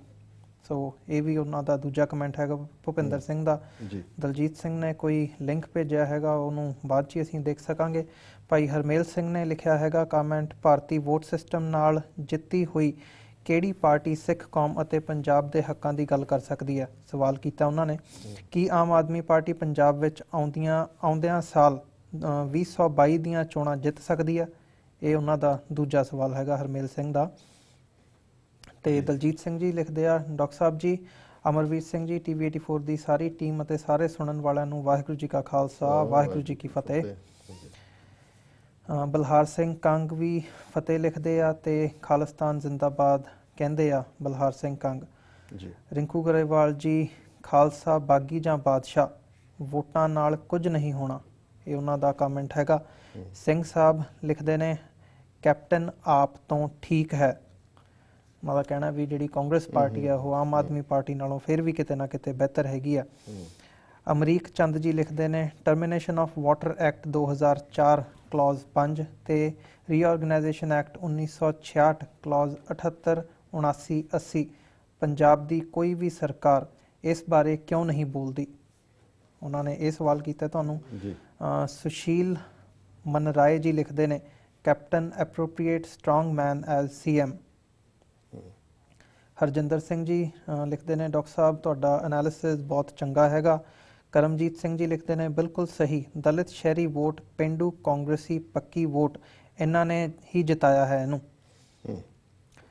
ਸਿੰਘ ਸਰਦਾਰ ਲਿਖਦੇ ਨੇ, ਡਾਕਟਰ ਸਾਹਿਬ ਤੁਹਾਨੂੰ ਪੰਜਾਬ ਵਿੱਚ ਲੋਕਾਂ ਨੂੰ ਹੋਰ ਮਜ਼ਬੂਤੀ ਨਾਲ ਸਮਝਾਉਣ ਦੀ ਲੋੜ ਹੈ। ਕੌਮ ਲਾਵਾਰਿਸਾਂ ਵਾਂਗ ਇੱਧਰ ਉੱਧਰ ਤੁਰੀ ਫਿਰਦੀ ਹੈ, ਮਾਣਯੋਗ ਸ਼ਖਸੀਅਤ ਹੋ ਤੁਸੀਂ। ਸਿੰਘ ਸਾਹਿਬ ਲਿਖਦੇ ਨੇ, ਭਾਈ ਸਾਹਿਬ ਸਿਮਰਨਜੀਤ ਸਿੰਘ ਮਾਨ ਦਾ ਕੀ ਬਣਿਆ?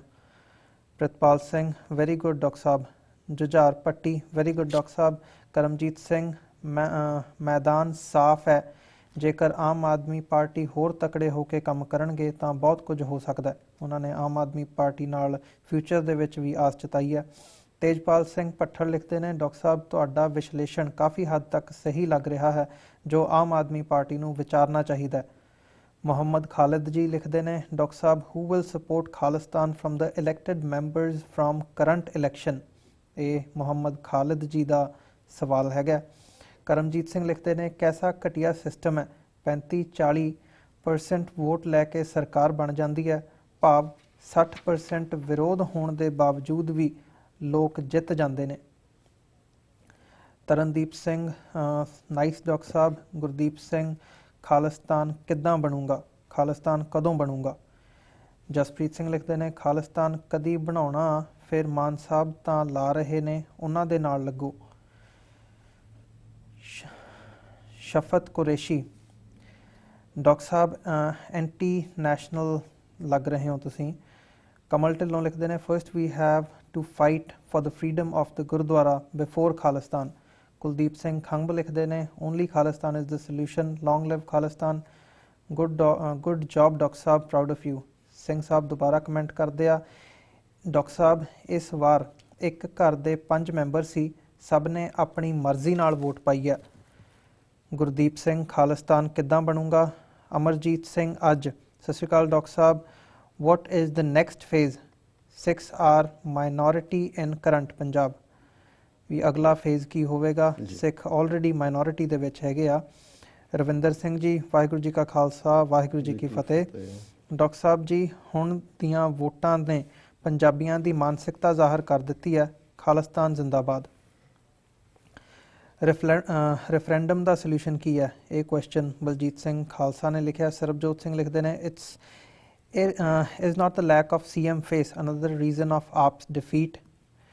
ਰਵਿੰਦਰ ਸਿੰਘ ਲਿਖਦੇ ਨੇ, ਹੁਣ ਖਾਲਿਸਤਾਨ ਦੀ ਪ੍ਰਾਪਤੀ ਲਈ ਬਹੁਤ ਸੋਚਣਾ ਪੈਣਾ ਹੈ ਗਰਾਊਂਡ ਲੈਵਲ ਤੇ।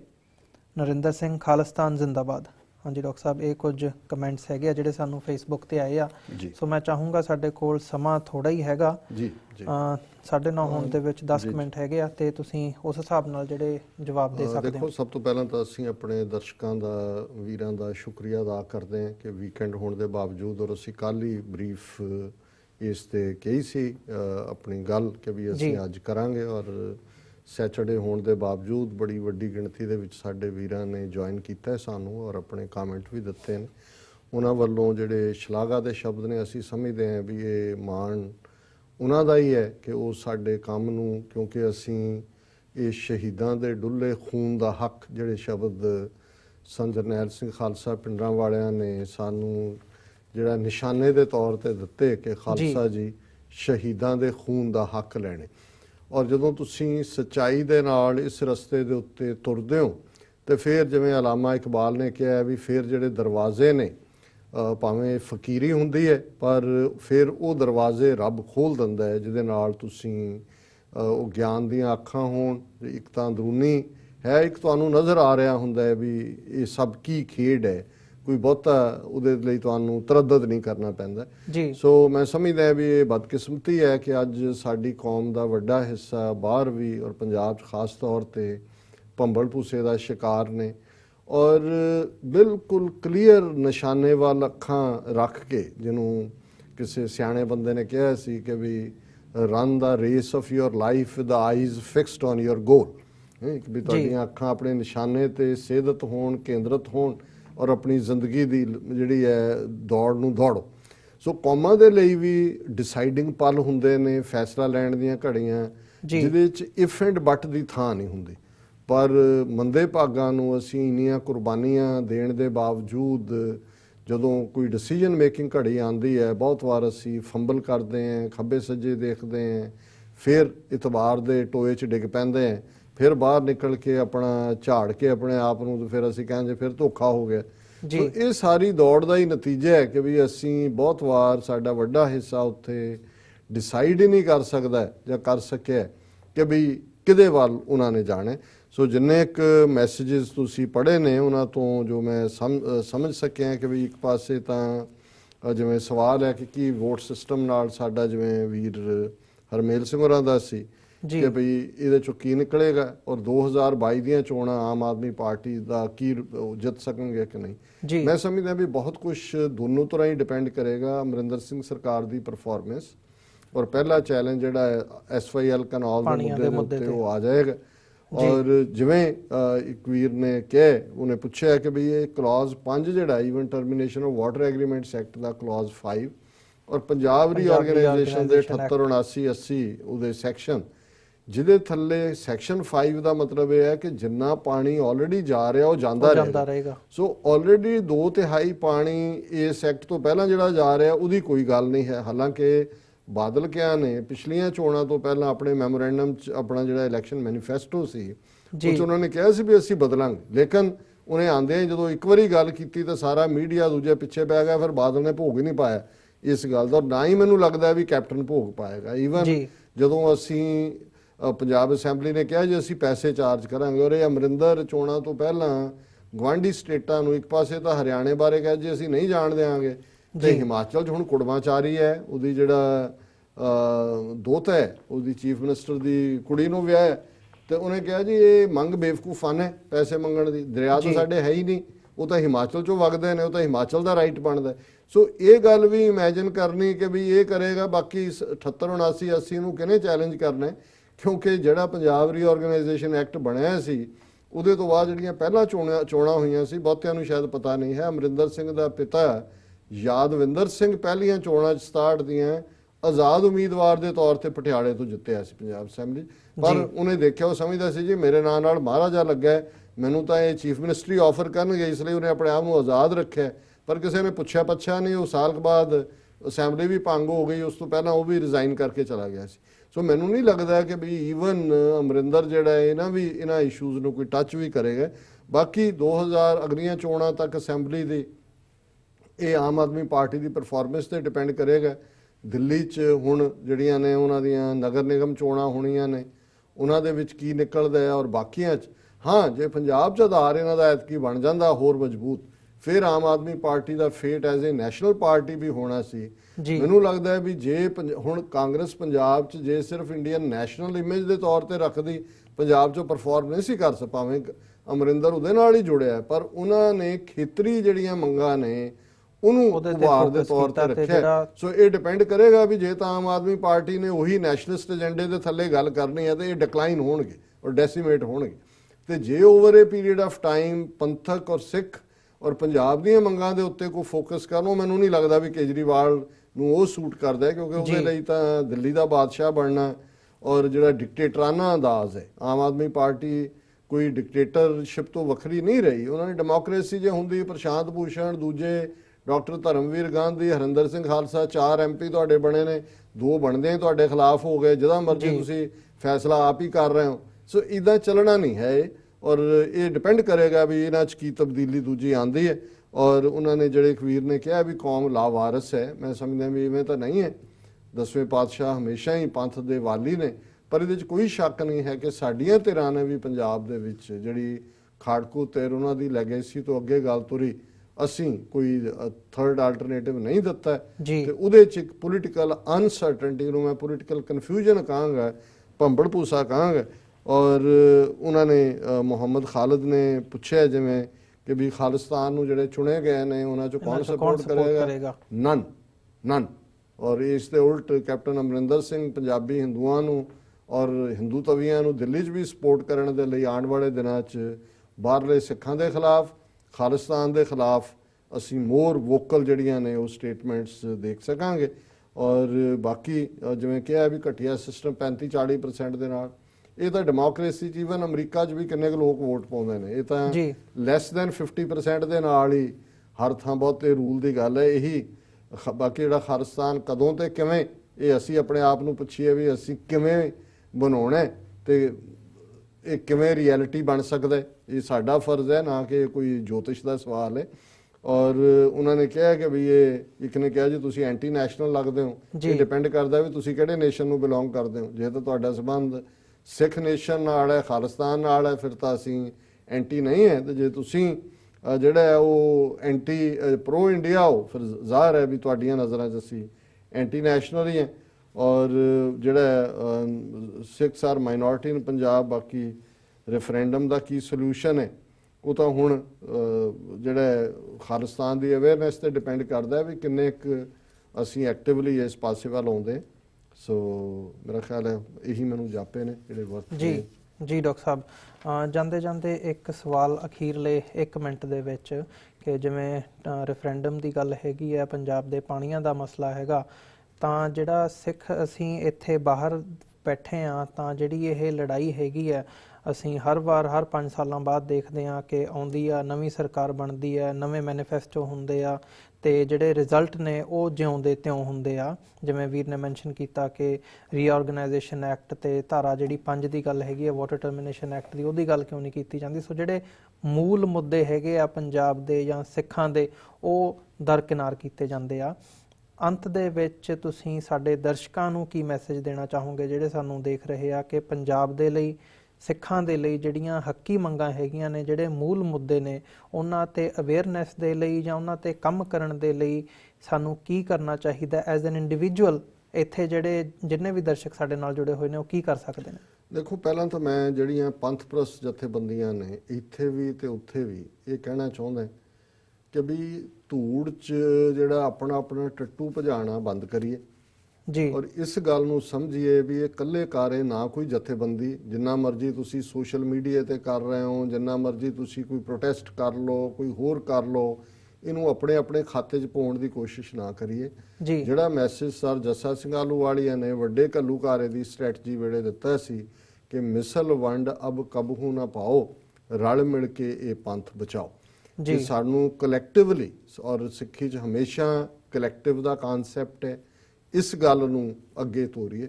ਦੂਸਰਾ ਪਾਰਟ ਫੇਥ, ਮੈਂ ਸਮਝਦਾ ਵੀ ਸਾਡਾ ਇਸ ਗੱਲ ਦੇ ਉੱਤੇ ਫੇਥ ਹੋਣਾ ਚਾਹੀਦਾ ਹੈ। ਬਿਲਕੁਲ ਖਾਲਿਸਤਾਨ ਸਾਡੇ ਲਈ ਉਵੇਂ ਹੀ ਰਿਲੀਜੀਅਸਲੀ ਪਾਇਸ ਫੇਥ ਮੁੱਦਾ ਹੋਣਾ ਚਾਹੀਦਾ ਜਿਵੇਂ ਸਾਡੇ ਲਈ ਸਾਡਾ ਧਰਮ ਹੈ ਕਿ ਭਾਈ ਰਾਜ ਬਿਨਾ ਨੇ ਧਰਮ ਚਲੇ ਹੈ, ਧਰਮ ਬਿਨਾ ਸਭ ਦਲੇ ਮਲੇ। ਵੀ ਅਸੀਂ ਜੇ ਦਰਿਆਏ ਜਮਨਾ ਤੋਂ ਵਾਘਾ ਤੱਕ ਆਜ਼ਾਦ ਪ੍ਰਭੂ ਸਤਾ ਸੰਪੰਨ ਦੇਸ਼ ਖਾਲਿਸਤਾਨ ਨੂੰ ਲਿਬਰੇਟ ਨਹੀਂ ਕਰਾ ਪਾਵਾਂਗੇ ਤੇ ਸਾਡਾ ਹਾਲ ਬੁੱਧ ਧਰਮ ਵਾਲਾ ਹੀ ਹੋਏਗਾ। ਅਸੀਂ ਉੱਥੇ ਪੰਜ ਕਕਾਰੀ ਰੂਪ 'ਚ ਅਣਖ ਦੇ ਨਾਲ ਬੇਪਰਵਾਹ ਪੰਜਾਬ ਦੇ ਮੌਤ ਨੂੰ ਮਖੌਲਾਂ ਕਰਨ, ਜਿਹੜਾ ਪ੍ਰੋਫੈਸਰ ਪੂਰਨ ਸਿੰਘ ਨੇ ਕਿਹਾ, ਉਹਦੇ 'ਚ ਅਸੀਂ ਨਹੀਂ। ਹਾਂ, ਕੇਸਾਧਾਰੀ ਸੈਕਟ ਜਿਹੜੇ ਨੇ, ਜਿਹੜੇ ਬਹੁਤ ਸਾਰੇ ਅਕਾਲੀਆਂ ਨੇ ਜਿਵੇਂ ਆਪਣੇ ਆਪ ਨੂੰ ਬਾਦਲ ਕਿਆਂ ਨੇ ਹਿੰਦੂ ਬਣਾ ਲਿਆ, ਉਸ ਕਿਸਮ ਦੇ ਤਾਂ ਰਹਿਣਗੇ, ਉਹ ਵਾਲ ਰੱਖ ਲਓ ਨਾ ਰੱਖੋ ਤੇ ਕੀ ਫਰਕ ਪੈਂਦਾ। ਸੋ ਇਹ ਪਾਰਟ ਬੜਾ ਇੰਪੋਰਟੈਂਟ ਹੈ ਕਿ ਅਸੀਂ ਫੇਥ ਦੇ ਨਾਲ, ਔਰ ਜਿਵੇਂ ਮੈਂ ਕਿਹਾ ਸੀ ਕਿ ਆਈਜ਼ ਫਿਕਸਡ ਔਨ ਦਾ ਗੋਲ। ਇਲੈਕਸ਼ਨਾਂ ਆਈਆਂ ਨੇ, ਅਗਲੀਆਂ ਆ ਜਾਣਗੀਆਂ, ਪਾਰਲੀਮੈਂਟ ਦੀਆਂ ਆ ਜਾਣਗੀਆਂ, ਕੋਈ ਹੋਰ ਆ ਜਾਏਗਾ, ਇਹਨਾਂ 'ਚ ਅਸੀਂ ਆਪਣੇ ਧਿਆਨ ਨੂੰ ਨਾ ਵੰਡੀਏ। ਸਾਨੂੰ ਇਹ ਗੱਲ ਬਿਲਕੁਲ ਕਲੀਅਰ ਹੋਣੀ ਚਾਹੀਦੀ ਹੈ, ਭਾਈ ਗੁਰਦਾਸ ਜੀ ਦੇ ਸ਼ਬਦਾਂ 'ਚ, ਕਿਸ ਉਦਮ ਤੇ ਰਾਜ ਮਿਲੈ, ਸ਼ਤਰੂ ਤੇ ਸਭ ਹੋਵੇ ਮਿੱਤਰ। ਕੀ ਉਦਮ ਕੀਤਾ ਜਾਏ, ਸਟ੍ਰੈਟੇਜਾਈਜ਼ ਕਰਨ 'ਚ ਸਾਡੇ ਵਿਚਾਰ ਭੇਦ ਹੁੰਦਾ, ਕੋਈ ਗੱਲ ਨਹੀਂ ਹੈ, ਪਰ ਅਸੀਂ ਹਉਮੈ ਦੇ ਥੱਲੇ ਇੱਕ ਦੂਜੇ ਨੂੰ ਜਿਹਨੂੰ ਵਨ ਅਪਮੈਨਸ਼ਿਪ ਕਹਿੰਦੇ ਨੇ, ਉਹਦੇ ਥੱਲੇ ਬਿਆਨਬਾਜ਼ੀਆਂ, ਦੂਜੇ ਇਹਦੇ ਖਿਲਾਫ ਉਹਦੇ ਖਿਲਾਫ।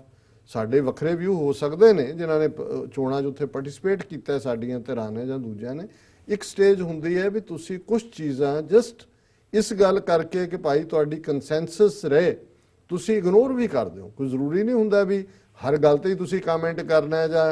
ਹਰ ਇੱਕ ਨੂੰ ਹੀ ਜਿਹੜਾ ਤੁਸੀਂ ਉਹ ਭੰਨਣਾ, ਜਿਵੇਂ ਕਿ ਸਾਡੀਆਂ ਬਹੁਤ ਸਾਰੀਆਂ ਧਿਰਾਂ ਦਾ ਇਹ ਦਸਤੂਰ ਬਣਿਆ ਹੋਇਆ। ਸੋ ਮੈਂ ਇਹ ਚੀਜ਼ ਸਮਝਦਾ ਕਿ ਵੀ ਬਾਕੀ ਇੰਡੀਵਿਜੂਅਲੀ ਤਾਂ ਮੈਂ ਹਮੇਸ਼ਾ ਇਹ ਕਹਿੰਦਾ ਵੀ ਆਪਣੇ ਪਰਿਵਾਰਾਂ ਨੂੰ ਸੰਭਾਲੀਏ, ਆਪਣੇ ਘਰਾਂ ਦੇ ਵਿੱਚ ਸਿੱਖੀ ਵੈਲਿਊਜ਼ ਔਰ ਪੰਥਕ ਅਵੇਅਰਨੈਸ ਏਜੰਡੇ ਦੀ ਇਹਨੂੰ ਲਿਆਈਏ, ਔਰ ਬਾਹਰੋਂ ਮਦਦ ਕਰੀਏ ਵੱਧ ਤੋਂ ਵੱਧ। ਜੇ ਡਾਇਸਪੋਰਾ ਸਿੱਖਾਂ ਦੀ ਵੱਡੀ ਮਦਦ ਦੇ ਨਾਲ ਭਾਵੇਂ 20 ਸੀਟਾਂ ਹੀ ਸਹੀ, ਆਮ ਆਦਮੀ ਪਾਰਟੀ ਨੇ ਆਪਣੀ ਹੋਂਦ ਉੱਥੇ ਖੜੀ ਕੀਤੀ ਹੈ, ਤੇ ਇਹੀ ਡਾਇਸਪੋਰਾ ਸਿੱਖ ਜਿਹੜੇ ਨੇ ਉਹ ਖਾਲਿਸਤਾਨ ਦੇ ਮੁੱਦੇ ਤੇ ਪੰਜਾਬ ਦੇ ਵਿੱਚ ਤਬਦੀਲੀ ਦਾ ਵਾਇਸ ਕਿਉਂ ਨਹੀਂ ਬਣ ਸਕਦੇ। ਸੋ ਇਹੀ ਮੈਂ ਕਹਿਣਾ ਚਾਹੁੰਦਾ ਜੀ। ਬਿਲਕੁਲ ਡਾਕਟਰ ਸਾਹਿਬ, ਤੁਹਾਡਾ ਬਹੁਤ ਬਹੁਤ ਧੰਨਵਾਦ। ਤੁਸੀਂ ਆਪਣਾ ਸਮਾਂ ਕੱਢ ਕੇ ਇਹਨਾਂ ਚੋਣਾਂ ਦੇ ਉੱਪਰ ਤੇ ਸਾਰੇ ਓਵਰਆਲ ਸਿਨੈਰੀਓ ਦੇ ਉੱਪਰ ਆਪਣੇ ਵਿਚਾਰ ਸਾਡੇ ਨਾਲ ਤੇ ਸਾਡੇ ਦਰਸ਼ਕਾਂ ਦੇ ਨਾਲ ਸਾਂਝੇ ਕੀਤੇ ਆ। ਜਾਂਦੇ ਜਾਂਦੇ ਵਿਊਅਰਸ, ਮੈਂ ਤੁਹਾਡੇ ਕੋਲੋਂ ਵੀ ਹੁਣ ਸਾਡਾ ਸਮਾਂ ਜਿਹੜਾ ਹੈਗਾ ਸਮਾਪਤੀ ਦੇ ਵੱਲ ਵੱਧ ਰਿਹਾ ਹੈ ਤੇ ਇੱਕ ਬੇਨਤੀ ਤੁਹਾਡੇ ਚਰਨਾਂ ਦੇ ਵਿੱਚ ਜ਼ਰੂਰ ਹੈਗੀ ਹੈ ਕਿ TV84 ਨੂੰ ਅੱਗੇ ਚੱਲਦਾ ਰੱਖਣ ਦੇ ਲਈ, ਇਸ ਦੀ ਅੱਗੇ ਜਿਹੜੀ ਗਰੋਥ ਹੈਗੀ ਹੈ ਉਹਦੇ ਲਈ ਸਾਨੂੰ ਤੁਹਾਡੀ ਲੋੜ ਹੈਗੀ ਹੈ, ਤੁਹਾਡੀ ਸਹਾਇਤਾ ਦੀ ਲੋੜ ਹੈਗੀ ਹੈ। ਜਿੱਥੇ ਤੁਹਾਡੇ ਸੁਝਾਵਾਂ ਦੀ ਲੋੜ ਹੈ ਉੱਥੇ ਤੁਹਾਡੀ ਵਿੱਤੀ ਸਹਾਇਤਾ ਦੀ ਵੀ ਲੋੜ ਹੈਗੀ ਹੈ। ਤੁਸੀਂ ਸਾਡੀ ਵੈਬਸਾਈਟ ਤੇ ਜਾ ਕੇ www.tv84.tv ਤੇ ਜਾ ਕੇ ਸਾਨੂੰ ਮੰਥਲੀ ਡੋਨੇਸ਼ਨਸ ਦੇ ਲਈ ਪਲੈਜ ਕਰ ਸਕਦੇ ਹੋ, ਤਾਂ ਕਿ ਆਉਣ ਵਾਲੇ ਸਮੇਂ ਦੇ ਵਿੱਚ ਜਿਹੜੀ ਕੋਈ ਜਾਣਕਾਰੀ ਹੁੰਦੀ ਹੈ, ਸਿੱਖ ਨੁਕਤਾ ਨਿਗਾਹ ਤੋਂ ਜਿਹੜਾ ਵਿਸ਼ਲੇਸ਼ਣ ਹੁੰਦਾ, ਐਨਾਲਿਸਿਸ ਹੁੰਦਾ, ਉਹਨੂੰ ਅਸੀਂ ਤੁਹਾਡੇ ਤੱਕ ਪਹੁੰਚਦਾ ਕਰ ਸਕੀਏ ਤੇ ਜਿਹੜਾ ਇਹ ਕਾਰਜ ਹੈਗਾ ਇਹਨੂੰ ਅਸੀਂ ਚੱਲਦਾ ਰੱਖ ਸਕੀਏ। ਇੱਕ ਵਾਰ ਫਿਰ ਮੈਂ ਦੁਹਰਾ ਦਿਆਂ, www.tv84.tv ਤੇ ਜਾ ਕੇ ਤੁਸੀਂ ਸਾਨੂੰ ਮੰਥਲੀ ਡੋਨੇਸ਼ਨਸ ਦੇ ਲਈ ਪਲੈਜ ਕਰ ਸਕਦੇ ਹੋ। ਇਹੀ ਬੇਨਤੀ ਹੈਗੀ ਹੈ ਤੁਹਾਡੇ ਚਰਨਾਂ ਦੇ ਵਿੱਚ। ਇਸੇ ਦੇ ਨਾਲ ਅਸੀਂ ਅੱਜ ਤੁਹਾਡੇ ਕੋਲੋਂ ਇੱਥੇ ਹੀ ਇਜਾਜ਼ਤ ਚਾਹਾਂਗੇ ਤੇ ਉਮੀਦ ਕਰਦੇ ਹਾਂ ਕਿ ਇਸ ਸ਼ੋਅ ਦੇ ਵਿੱਚੋਂ ਤੁਹਾਨੂੰ ਜ਼ਰੂਰ ਕੁਝ ਨਾ ਕੁਝ ਸਿੱਖਣ ਨੂੰ ਮਿਲਿਆ ਹੋਵੇਗਾ, ਜਿਹਨੂੰ ਅਸੀਂ ਆਉਣ ਵਾਲੇ ਸਮੇਂ ਦੇ ਵਿੱਚ ਕਿਤੇ ਨਾ ਕਿਤੇ ਆਪਣੀ ਲਾਈਫ ਦੇ ਵਿੱਚ ਇੰਪਲੀਮੈਂਟ ਕਰ ਸਕੀਏ, ਤਾਂ ਕਿ ਕੌਮ ਦੀ ਚੜ੍ਹਦੀ ਕਲਾ ਦੇ ਲਈ ਤੇ ਸਿੱਖ ਨੇਸ਼ਨ ਦੇ ਲਈ, ਮਾਈਨੋਰਿਟੀਜ਼ ਦੇ ਲਈ, ਸਰਬੱਤ ਦੇ ਭਲੇ ਦੇ ਲਈ ਅਸੀਂ ਜਿਹੜੀ ਗੱਲ ਹੈਗੀ ਹੈ ਉਹਨੂੰ ਅੱਗੇ ਚੱਲਦਾ ਰੱਖ ਸਕੀਏ। ਡਾਕਟਰ ਸਾਹਿਬ ਤੁਹਾਡਾ ਬਹੁਤ-ਬਹੁਤ ਧੰਨਵਾਦ ਤੇ ਇਜਾਜ਼ਤ ਚਾਹਾਂਗੇ ਤੁਹਾਡੇ ਕੋਲੋਂ ਵੀ ਜੀ। ਵਿਊਅਰਸ ਇਜਾਜ਼ਤ ਦਿਓ ਜੀ, ਮੰਡੇ ਨੂੰ, ਸੋਮਵਾਰ ਨੂੰ ਤੁਹਾਡੇ ਨਾਲ ਦੁਬਾਰਾ ਫਿਰ ਮੁਲਾਕਾਤ ਹੋਵੇਗੀ। ਵਾਹਿਗੁਰੂ ਜੀ ਕਾ ਖਾਲਸਾ, ਵਾਹਿਗੁਰੂ ਜੀ ਕੀ ਫਤਿਹ।